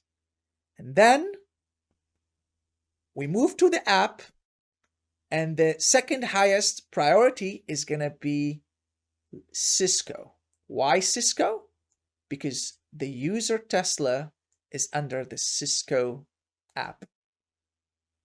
Then the third is not going to be like within the concept of the local beats default. No, this time it's at the app level. So this is going to take precedence, then 3 default, and then whatever app is going to take also precedence, number 4, number 5, and this is going to be the last one. But of course, within the system level, local beats default. Of course, also here, within the same app level, of course, local will beat default. But for example, the local from here is not going to beat default. So think of it as if the user is going to be under the search instead of the Cisco. So let me just do that this way. Under the search, then this time, this one is not going to be the second highest precedence. Actually, this one is going to be the second highest. It's going to be 2 and 3, and then 4. 2 and 3, and then 4 and 5. Okay? And then, of course, always this is going to be the last. In this section, we will be discussing Splunk indexes. So what is an index? It is simply a repository for data, which is going to be stored in an indexer. The Splunk instance is configured to index local and remote data. Then the index data can be then searched through a search app. Now, if you remember from the previous slides, I've already mentioned that the indexes would be living under the var lib Splunk directory. Splunk typically comes with pre-configured indexes. So let's jump ahead and show you that. So let's go to Splunk, Settings, Indexes. Now let's discuss the ones of interest to us. Let's start with the underscore internal. Splunk indexes its own logs. This is a result of the internal processing of the Splunk instance. Everything will be stored underscore internal. For example, splunkd.log logs, which are the daemon for Splunk process, it's going to be stored under underscore internal. Underscore audit, this is where Splunk is going to store the audit trail logs as well as any other optional auditing information. Moving ahead to the underscore introspection. This is typically for system performance tracking, like Splunk resource usage, how the data parsing is performing. Think of the CPU, memory, everything that is related to the Splunk performance is going to be indexed under underscore introspection. Now let's move to the underscore the fish bucket. This contains checkpoint information for all the files that they're going to be monitored for data input. Of course, this is pretty much going to be of relevance only for the forwarder, because if you remember, the forwarders are going to be deployed on the end machines, and you're going to instruct those forwarders to monitor specific files under that instance. And then they're going to be forwarding those logs to the indexer.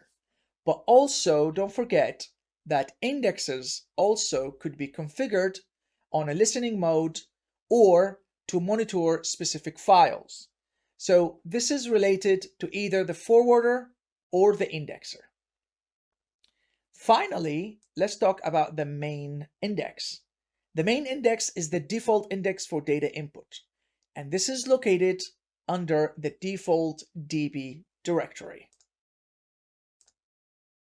So some of you guys would ask, why would we want to create many indexes and not only one index? And what I mean by that, when you want to ingest all kind of data into one index. Well, fast search retrieval. What I mean by that. So you will use Splunk typically to ingest all kinds of data from different sources, like firewall, proxy logs, database logs, internal logs, Windows logs, etc. And imagine for a moment that you have all of these kind of logs into one index. So when you want to search only for specific data type, let's think of like firewall logs. So that means you actually putting some burden into Splunk to search all over all the data. But if you would actually segregate your data types into different indexes, then you're not going to put extra load on that Splunk instance to search through all the other indexes. This means fast search retrieval. This is pretty much important when it comes also to retention. So normally when you are upfront with the customer, based on the customer's requirement and the data importance, then you may want to ask them for how long you want to keep that data. So let's go back and let me show you exactly what I mean. So typically you will want to segregate your data based on their type into different indexes. So for instance, we have the security index, and here you will go for like authentication logs, security level logs, pretty much processes, etc. This is going to live under the security index. Now, because of the the importance of these kinds of logs, for example, customer would want to keep this data for 12 months. Whereas for transaction logs, like web logs, normally customers would keep them for lower time range. So pretty much maybe a 3 months retention period. So that means you are better kind of managing your data size or the disk size. And of course, this is going to rotate. Now imagine the firewall logs, you want to keep them, normally for 6 months. So this is pretty much very important. Why would you want to segregate your indexes based, on the serving purpose? So whether they are security logs, transaction logs, firewall logs, they're gonna be employed with different retention period based on the importance, relevance of these logs in the eyes of the customer. So let's go back to the slide and let me delete that one. And then access control. Who access what? This is pretty much very important because, for instance, you have the security group. You would want them, to have access and to take a look at the security logs under the security index, but you don't want the other departments to take a look at this. So this is part of the access control. So then you as an administrator, based on the customer's policy, internal policy, you will want to know which group is allowed to access and view what kind of data. So let's talk about the index structure. Now, an index is comprised of buckets. So typically when the data comes in, into the indexer, it's going to go through the parsing pipeline. Once it's done, then this data is going to be marked to be written into disk. So once the data comes in, to be ingested, all the data is going to land into the hot buckets. So what is the hot bucket? The hot bucket, from its name, it's in read-write mode. So all the data, all the newer data will come in and they will be marked, for ingestion, and they're going to land into the hot bucket. Now, the hot bucket will have the format hot_v1 until like 01, 0, _0, _1, _2 to the n, like that.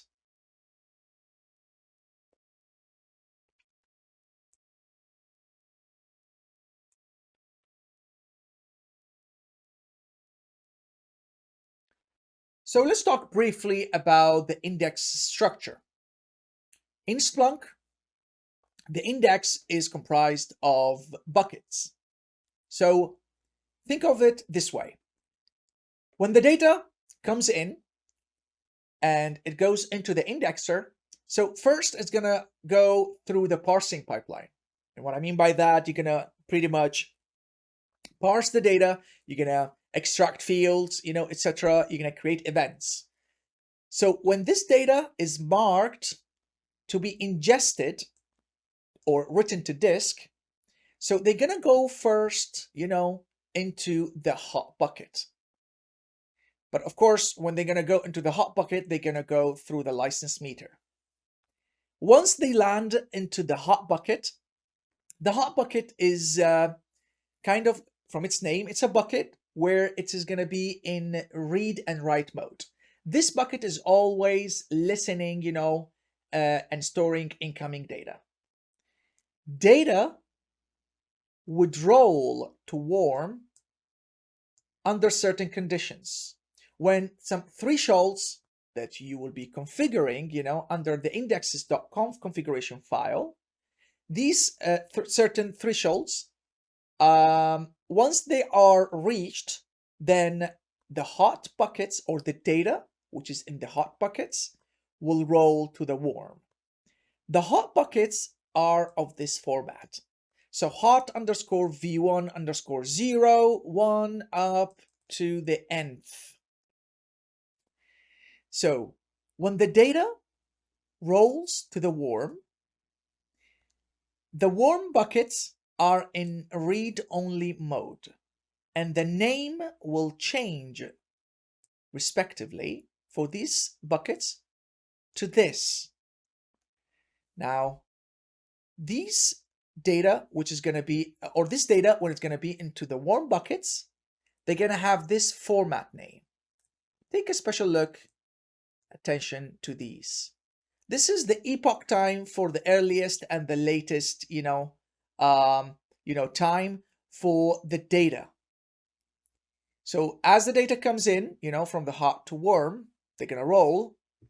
This bucket will contain the earliest events with respect to this epoch time and the latest within this epoch time. Remember when we talked about the search? So let me show you. So if we go in here, let me just delete this. So when you search for a data, of course, as a best practice, it's very important that you will include a time range. Now, this will help Splunk to actually go ahead and search into the right buckets for fast retrieval process.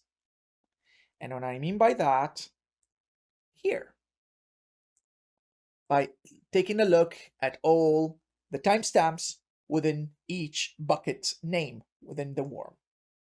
Of course, warm buckets will roll to cold under, certain, satisfying certain thresholds when they are reached. We will talk about those in the next slides.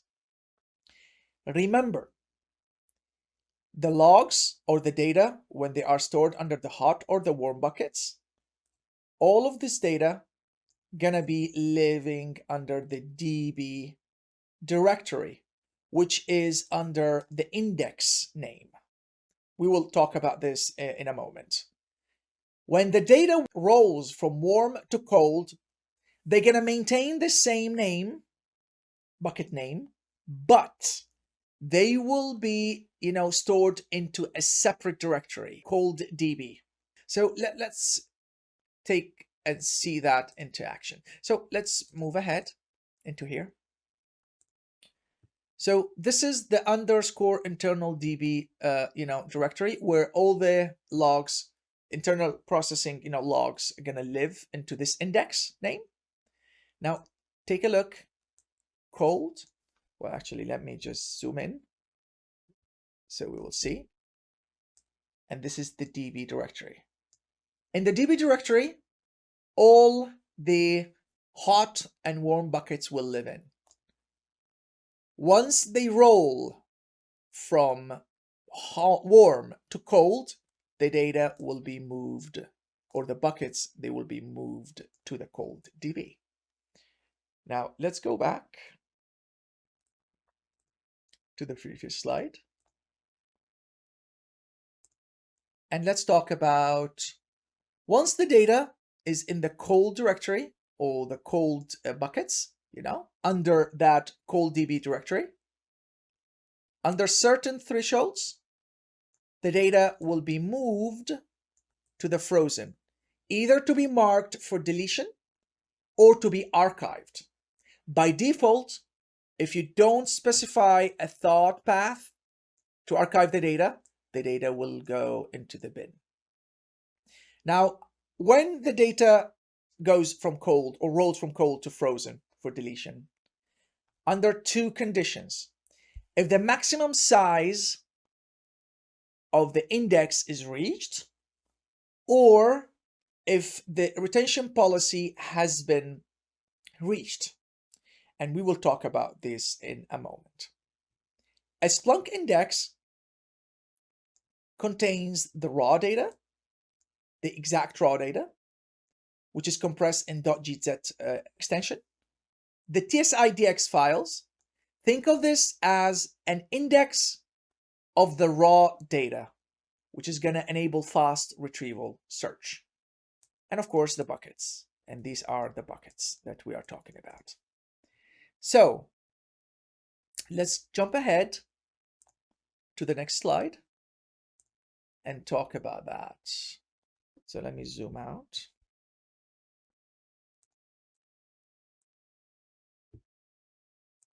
So now going into the DB directory here, you can see that the DB directory will hold the warm and the hot buckets. This is the hot buckets. It's going to be in read and write mode, waiting for incoming data to come in. And as the data ages or certain thresholds going to be met, the data will roll into warm buckets, and these are the warm buckets. Of course, when we go into each of these here, you will see that the hot bucket will contain the TSIDX file. Think of it, this is like the index of the actual raw data, which is also an index. So this will help you, to enable you to search the data. So this will help Splunk to determine what fields or events you want to search. Now, of course, once the data is ingested, you will have the meta fields. So host.data, sources, and source type. These are the meta fields, which are very important to us. Under the warm bucket, it's pretty much the same. You will have the TSIDX, you will have the Bloom filter. This is out of the scope of this admin course. It's a more advanced topic. You have the hosts, you have the sources and the source types, and of course you have the raw data. So I'll show you that in subsequent slides. So let's jump ahead to the next slide and discuss briefly all the factors that they're going to contribute into the bucket lifecycle. So you remember when we talked that the data as it comes in, it's going to be ingested, and go through the license meter into the hot bucket. Read-write mode, remember. It's going to roll to warm when hot buckets reach maximum size or time or maximum hot buckets number. So take a look at here. These are the stanzas that you're going to be configuring under the indexes.conf file. So max hot buckets is equal to 3. So as data comes in, they're going to be written into hot buckets. Now, if the data keeps on coming, the oldest bucket, which is going to be marked, so 1, 2, and 3 buckets. Now, as new bucket comes in, then the oldest one will roll to warm. Max hot span in seconds. This is pretty much the retention or the life for the hot bucket. This is pretty much in seconds. So once this is reached, hot buckets will also, roll to warm. Now, max data size. So this is pretty much the bucket size. Okay. So once it's reached, like for instance, this is a 10,000 MB. It's a 10 gigabytes. So if data exceeds into this hot bucket, which is going to reach like 10,001, then this data will be rolled to warm again. Now, home path.max data size. What is this? This is the whole DB directory, which is comprised of hot and warm. So if this is exceeded, data will move directly to cold. And if you remember from the previous slide, if either of those are reached, then data is going to be marked for deletion, or actually frozen, unless you have specified a thawed path, so the data will go into archive mode. Now, max total data size MB, this is the size of the entire index. The frozen time periods in seconds, this is the time, retention period of the whole index. Hot, warm, cold, okay? Combined of the whole index. If it's going to be reached, like for instance, think of the data that we talked about, which is for the firewall logs.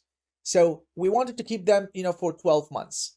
So as this data comes in, the older data, which is going to exceed 12 months, they're going to be going ahead into frozen, deletion. Now, when you have the data under the warm, okay, let me just delete this and start again. Warm will be moved to a different directory, maintaining the exact name as well. Once you reach the maximum number of warm buckets, by default, it's 300. It's here.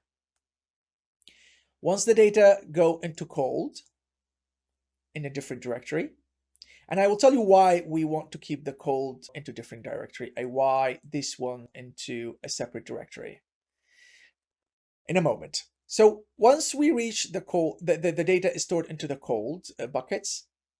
They're going to roll to frozen when cold DB directory size is reached. This one. Okay. So why would we want to separate the cold directory in one directory and those two into different directories in one directory? Now, the cold, maybe you want to keep this data to be searchable on a fast SSD disks, while keeping older data, which is under the cold, directory, for slower or maybe networked attached disks, like in a different place, where they're going to be slower when you want to search older data.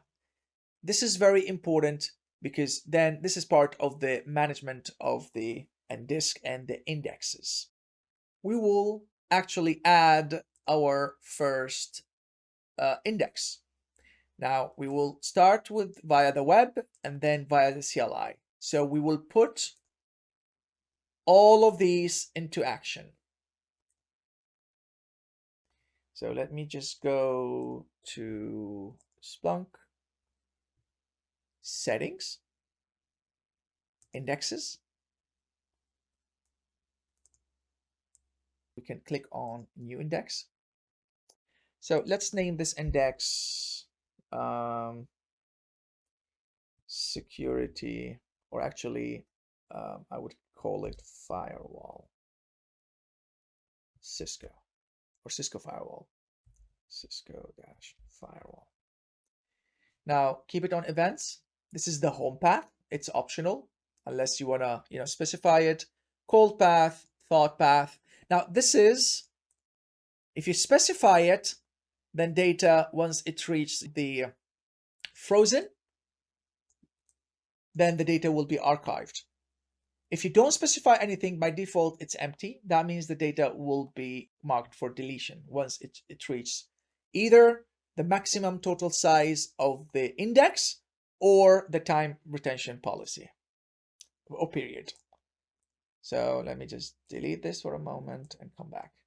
So this is the maximum size of the entire index. Let's keep it to 500. Maximum size of hot, warm, cold buckets, it's kept to auto. And let's keep it under Cisco network app level. So let's save it. And there you go. We have the Cisco firewall has been created. Now, of course, other than all the pre-configured indexes, you can delete this index. And if you see at the app level, it's under the Cisco iOS app level. You see current size, maximum size. There are currently no events coming in. And this is the path to the DB directory. And of course, it is enabled. Obviously, you can actually also disable it if you want from the GUI. Now to disable it, click on disable, and then you can disable that. So let's disable, and it's marked as disabled. And you can see that as disabled in here. So we have created already an index via the web. Now I'm going to go ahead and create an index via the CLI.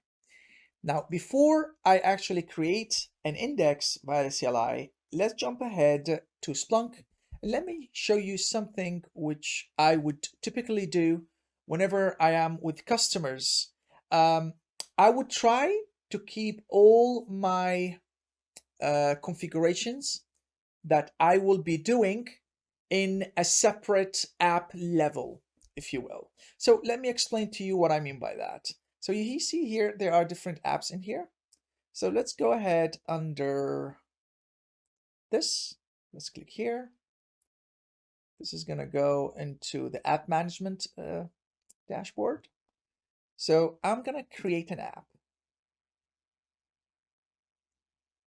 So let's give it a name, admin course app.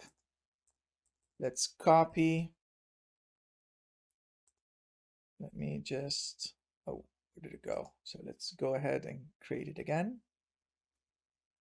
So admin course. So Control C, Control V. Now the version, this is an initial version, so I'll do like 1.0.0. Visible, yes. Author, that should be fine. Let's save it. Since we have saved it, so I could see that it should be here. There you go. So this is the app that I've just created. Now, sharing the app at the app level, I'm going to go ahead and change that to global. So all system.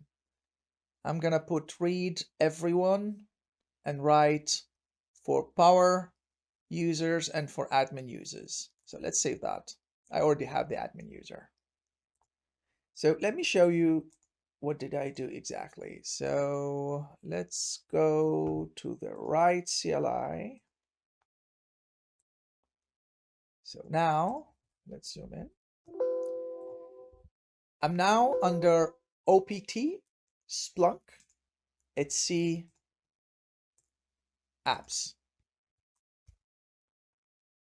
Let me show you what did I just create. So I created an app level where I will be doing all the changes, like creating an index, for instance, which is the security index. Awesome. So let's go into admin course. And you can see by default, when we create an app, you're going to have the default directory and the local directory. Remember from the previous slides, local takes precedence over default. So the changes that I'm going to be doing is under the local. So now this is one way to create it, like the app from the web, and then you're going to go ahead and create it via the CLI. Another way, what you can do, you need to make sure that you are under the right app. So if you take a look in here, you are under app. Now, if you go, for example, normally people will go under the search app. So you see app, search, search. So if you go ahead and create an index from here, so let me zoom out so it's going to be clear. So if you go to settings, indexes, and you create an index in here, take a look carefully at the URL. You are actually creating an index under the search app.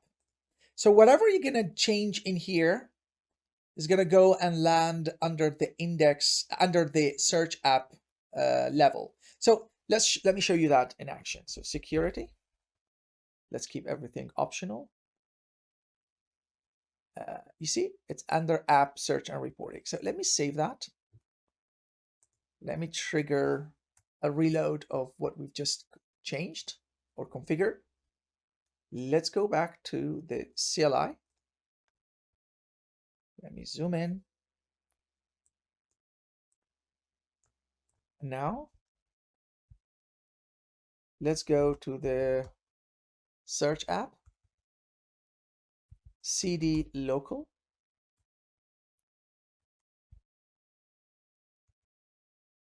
Take a look here. We've just created an indexes.com. So let me just nano indexes.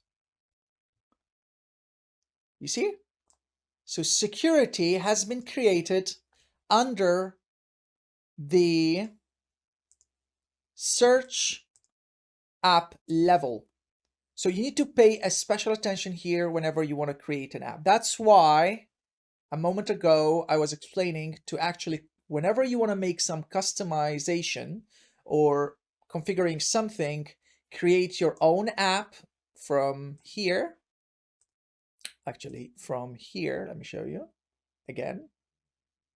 So on this one, and then create your own app, and then go to that app, and then from there you're good to create whatever you need.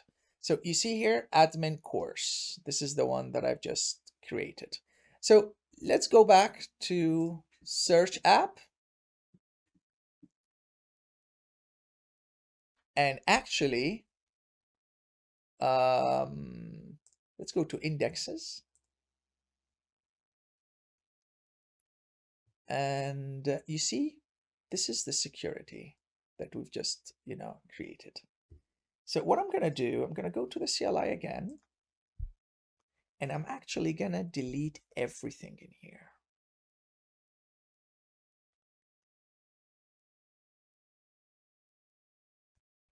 So Control X, Y.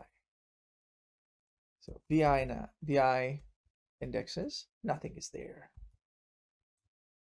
I'm going to just reload the changes that I've done. Now, you see, this is the security. I'll do a refresh. Still the security there because this did not finish yet. So let's wait for the reload. So everything, all the changes will take effect at runtime. So it has finished. Let's go back and do a refresh.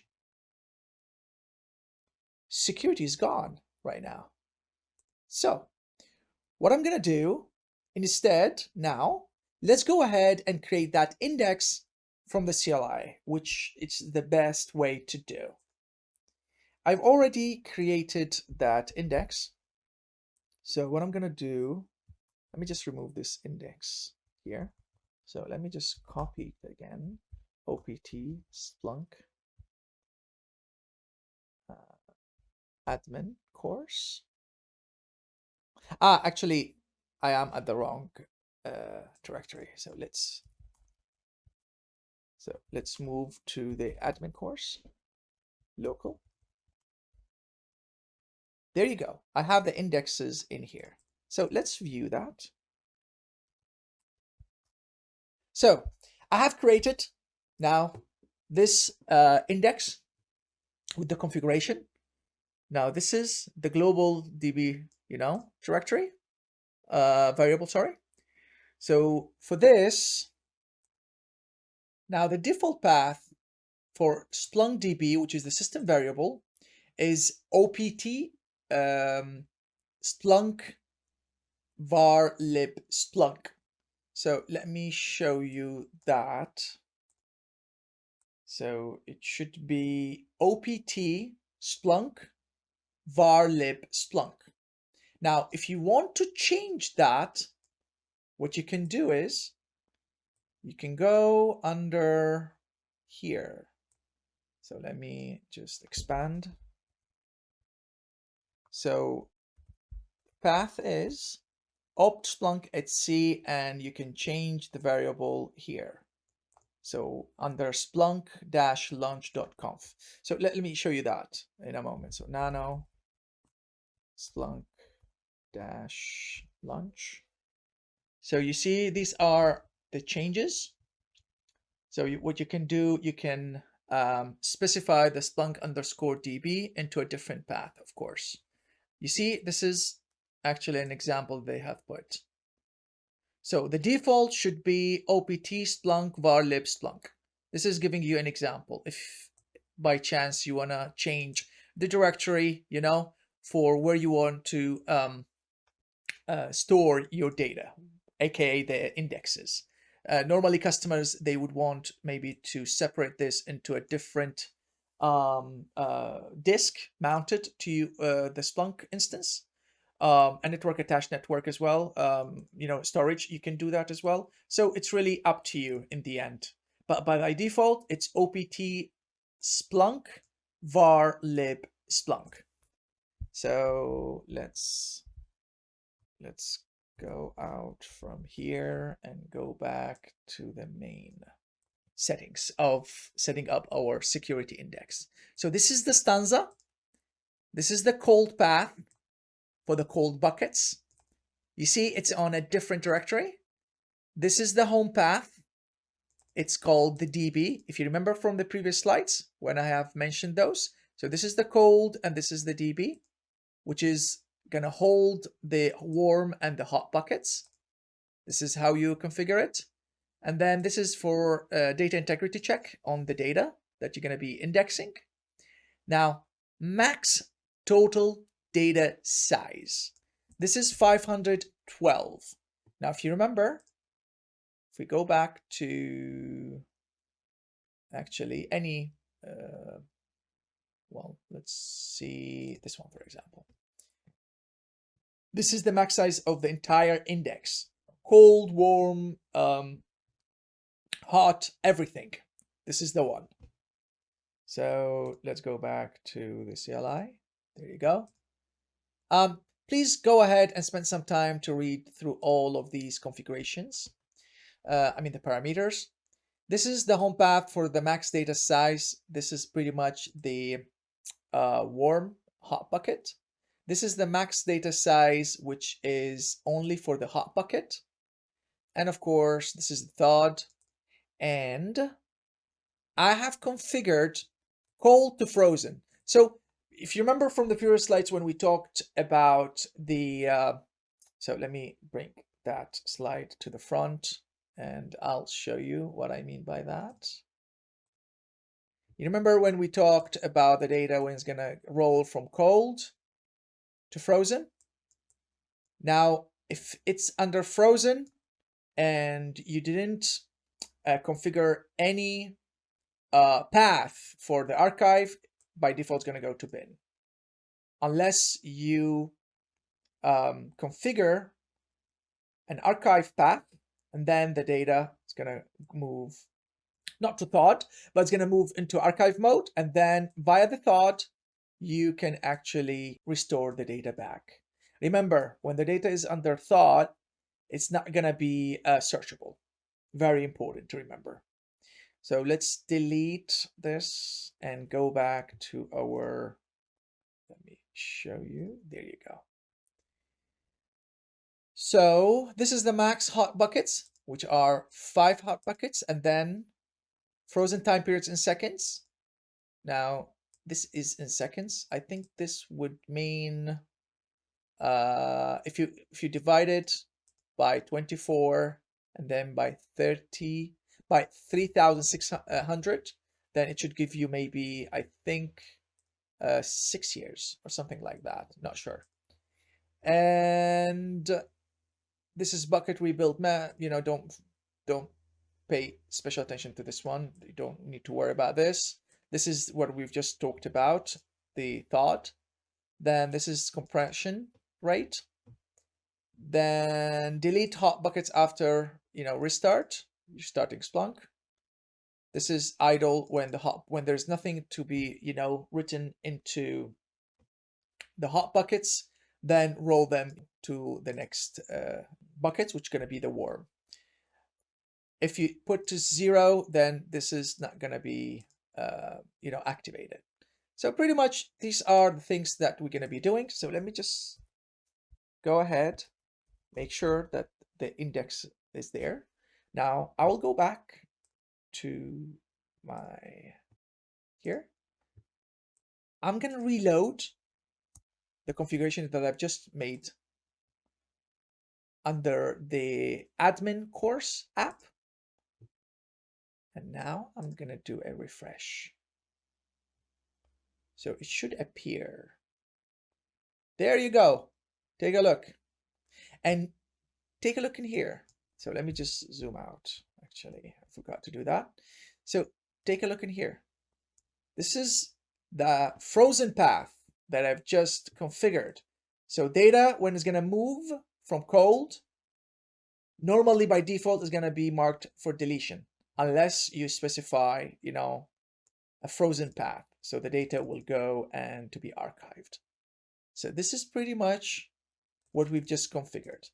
Now, take a look in here at what app level we've just created the security. This is the layering that we talked in the beginning of this course. So this is because I have created my indexes.conf under the admin course app. This is very much important. So now let's go back to the slides. So we have added the index via the web, also via the CLI, showed you the different parameters that are relevant to this course, as well as shown you the layering when you're going to create an app, and then you're going to attribute those settings to that app level. Now, to recap, let's discuss these points which are very important to us. Now, Splunk backup deletion. Now, if you want to backup whole Splunk instance, first things that you need to take care of is to backup the varlib Splunk directory. Why? Because under the varlib, they will live your indexes. Also, if you want, you can back up everything under etc. And to be more specific, system local, because these are at the customized settings at the system level, like server name, etc. Users directory and apps directory. Remember, hot buckets cannot be backed up unless you stop Splunk.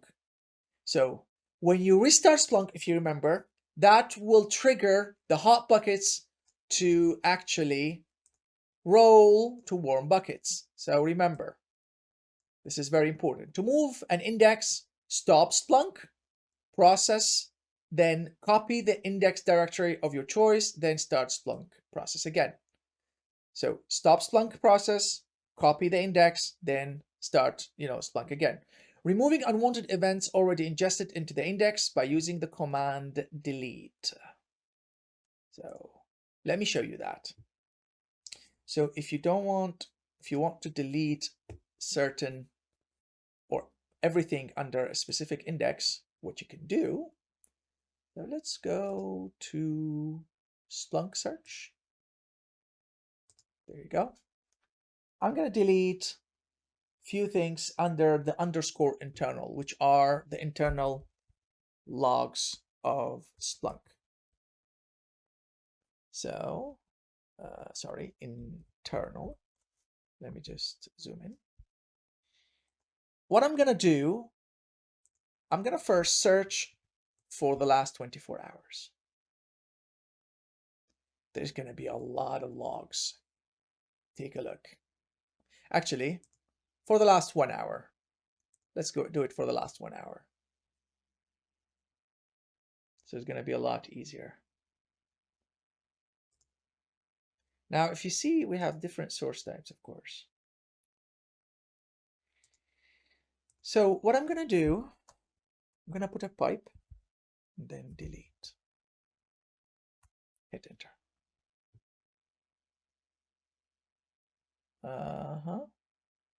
So I think, what is the error? You don't have the capability to delete from the index underscore internal. Yeah, I remember. That's not possible. So let's go then to a different index, maybe security. I think I don't have anything as well under here. Yeah. So I don't have anything under the security. Well, let's go ahead then and do a one-shot upload of data. So let's go ahead and show you how it's done. So we go under settings, add data on the fly, and let's upload, some data to the security index. So select file. Let's go with secure. We've just uploaded. Now remember, drop your data file here. Maximum size is 500 MB. So let's go next. Now this is the data, the raw data. You see, it's already, parsing the timestamp, which is good. Of course, these are different things that we will be talking about, at a later stage throughout the course. So let's go ahead and do next. I'm going to put it under the admin course level. This is a source type. Well, actually, I can use the default or Linux. Let me search if they have some pre-configured out of the box. Yeah, we have Linux audit, Linux secure. Yeah, we have Linux secure. There you go. No regular file existent. This one, that's fine. So let's next. There you go. And then this is the host. Let's put it under security index in here. Let's review.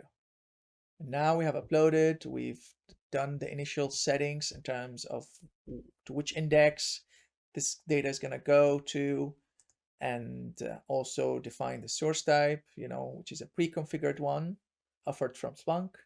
So let's start search the data. Now, let me just delete everything in here. Let's go to the index security, which is the one, and we are searching all data. So there you go, we have the data. Now what I'm going to do, actually, I have different sources. So I'm going to only delete this one. So I could filter only on this one, and then I will pipe it to the delete process. So I'm not going to delete actually the entire index. I'm only going to delete whatever I have filtered, which is the 9,000 something. So let's delete. Voila. So we have deleted those logs. Note in here that this is not going to show when you search it, but they're going to be still there into the index. And they will actually be marked for deletion, or they're going to go through the bucket lifecycle until its age expired, based on the retention policy that you've configured.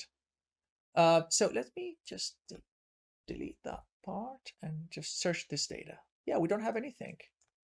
So let's delete this and go back to the security index.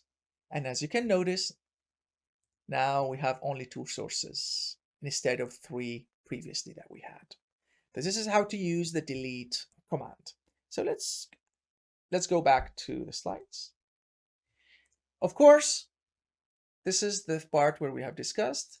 Also, you can run Splunk clean command. This will delete the entire index, not recommended. Note, if you don't specify index, all indexes will be deleted. So let's go ahead into Splunk CLI. And let's do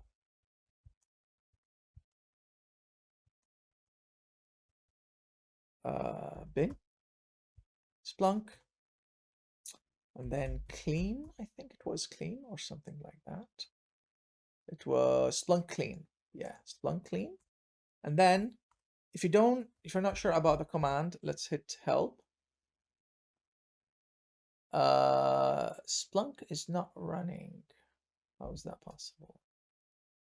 Status. Yes, Splunk is running.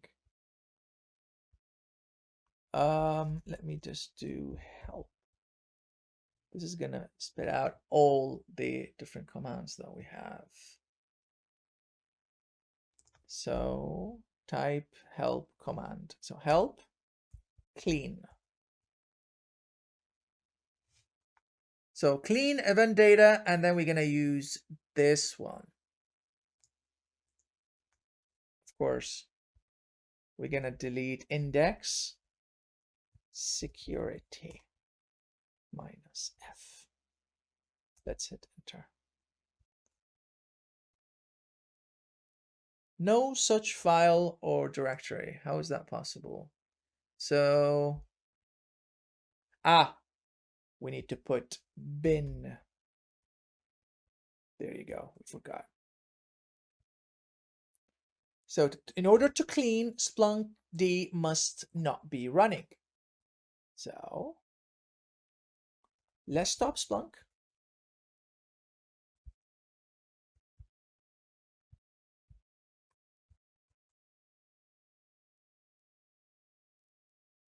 Failed. Why is that? Let's try again. Authentication complete. Let's wait for Splunk to stop.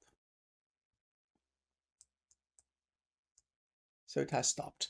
So now let's go and delete. Yes. Cleaning database security. So let's start Splunk again. Okay, so let's go back to Splunk. Let's wait for the process to come up.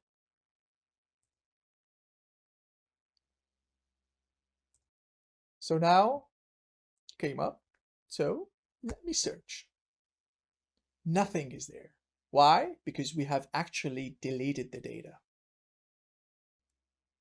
In this section, we will be discussing the fish bucket concept. So the fish bucket does exist with every single Splunk instance, whether it's a universal forwarder or an indexer. Now think of the fish bucket for now as a pointer, a point of reference as to how far Splunk processor has read into that file which is being monitored. Now typically this happens in the real world scenario at the universal forwarder side. So you're going to be deploying a universal forwarder at the end machine, and then you're going to instruct that universal forwarder to actually monitor certain files within that end machine and forward the data back to the indexer. So let's put this into action and expand on this concept a bit further. So let me delete that and bring this to the front. So imagine you have this file and you have instructed the Splunk universal forwarder to monitor this file. Now by default, the universal or the what I would call the Splunk monitoring processor is going to read for every single file that's going to be instructed, to being monitored, is going to read the first 256 bytes of this data. And then it's going to hash this data. Let's suppose this data, 256. And it's going to hash it what we call a CRC hash, which is a cyclic redundancy check. Then the processor, the Splunk monitoring processor, is going to take this value and is going to compare it against a database which is maintained by the fish bucket. And typically, this is the database where it's maintaining all the CRCs from all read files. Now, if this CRC does not exist into the fish bucket database, that means that this file has never been read. And then it's going to instruct the processor, the monitoring processor, to go ahead and read into the file. Now let's suppose we have read the file up to this point and this data does not exist. So in addition to the CRC, what's going to be maintained into this database, it's what we call the seek address. So how far the monitoring processor has read into the file. And then also, in addition to the seek, called the seek address, we will also maintain a seek CRC, which is going to be the fingerprint of the location of this last byte that has been read into the file. All three values combined, the CRC, the seek address, and the seek CRC, is going to be maintained by the fish bucket. Next time, when incoming data is being generated and written to this file, so the Splunk monitoring processor is going to check again and see that the seek address now, or the value of this, is actually smaller than the size of the file being monitored. That means that new data came in.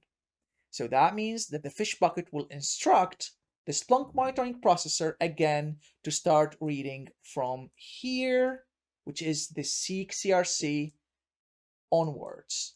And then this is the way on how we actually maintain the fish bucket through these values, and then we will avoid reread the data again and actually send it to the indexer, because this is ultimately we're going to be avoiding having duplicates into the indexer, because that means that the universal forwarder will always keep track of how much data has been read into the file. Now, if you delete the fish bucket database, that means wherever file is there and you restart the Splunk universal forwarder, it's gonna start reading all the files again, meaning having duplicates.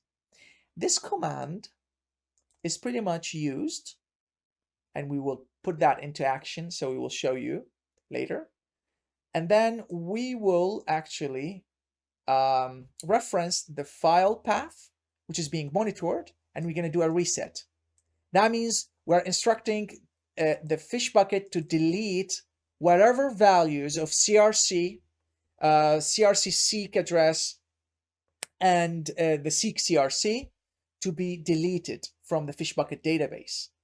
So that means that the whole file will be read. Another way that we can actually delete the whole fish bucket is using this command. Now, first, before we even run this command, we need to first stop Splunk, run the above commands, either this one or this one, and then start Splunk again. Now, this one will apply on the whole fish bucket, while this one is going to be applied only for that specific X file, which is being monitored. Also, on the universal forwarder, what you can do, you can go and delete the var lib splunk fish bucket directory using the rm-r, which is the recursive. And then that means you're just deleting the whole fish bucket. So before we move ahead, I will go ahead and create a demo for you guys, and then we will apply all this concept.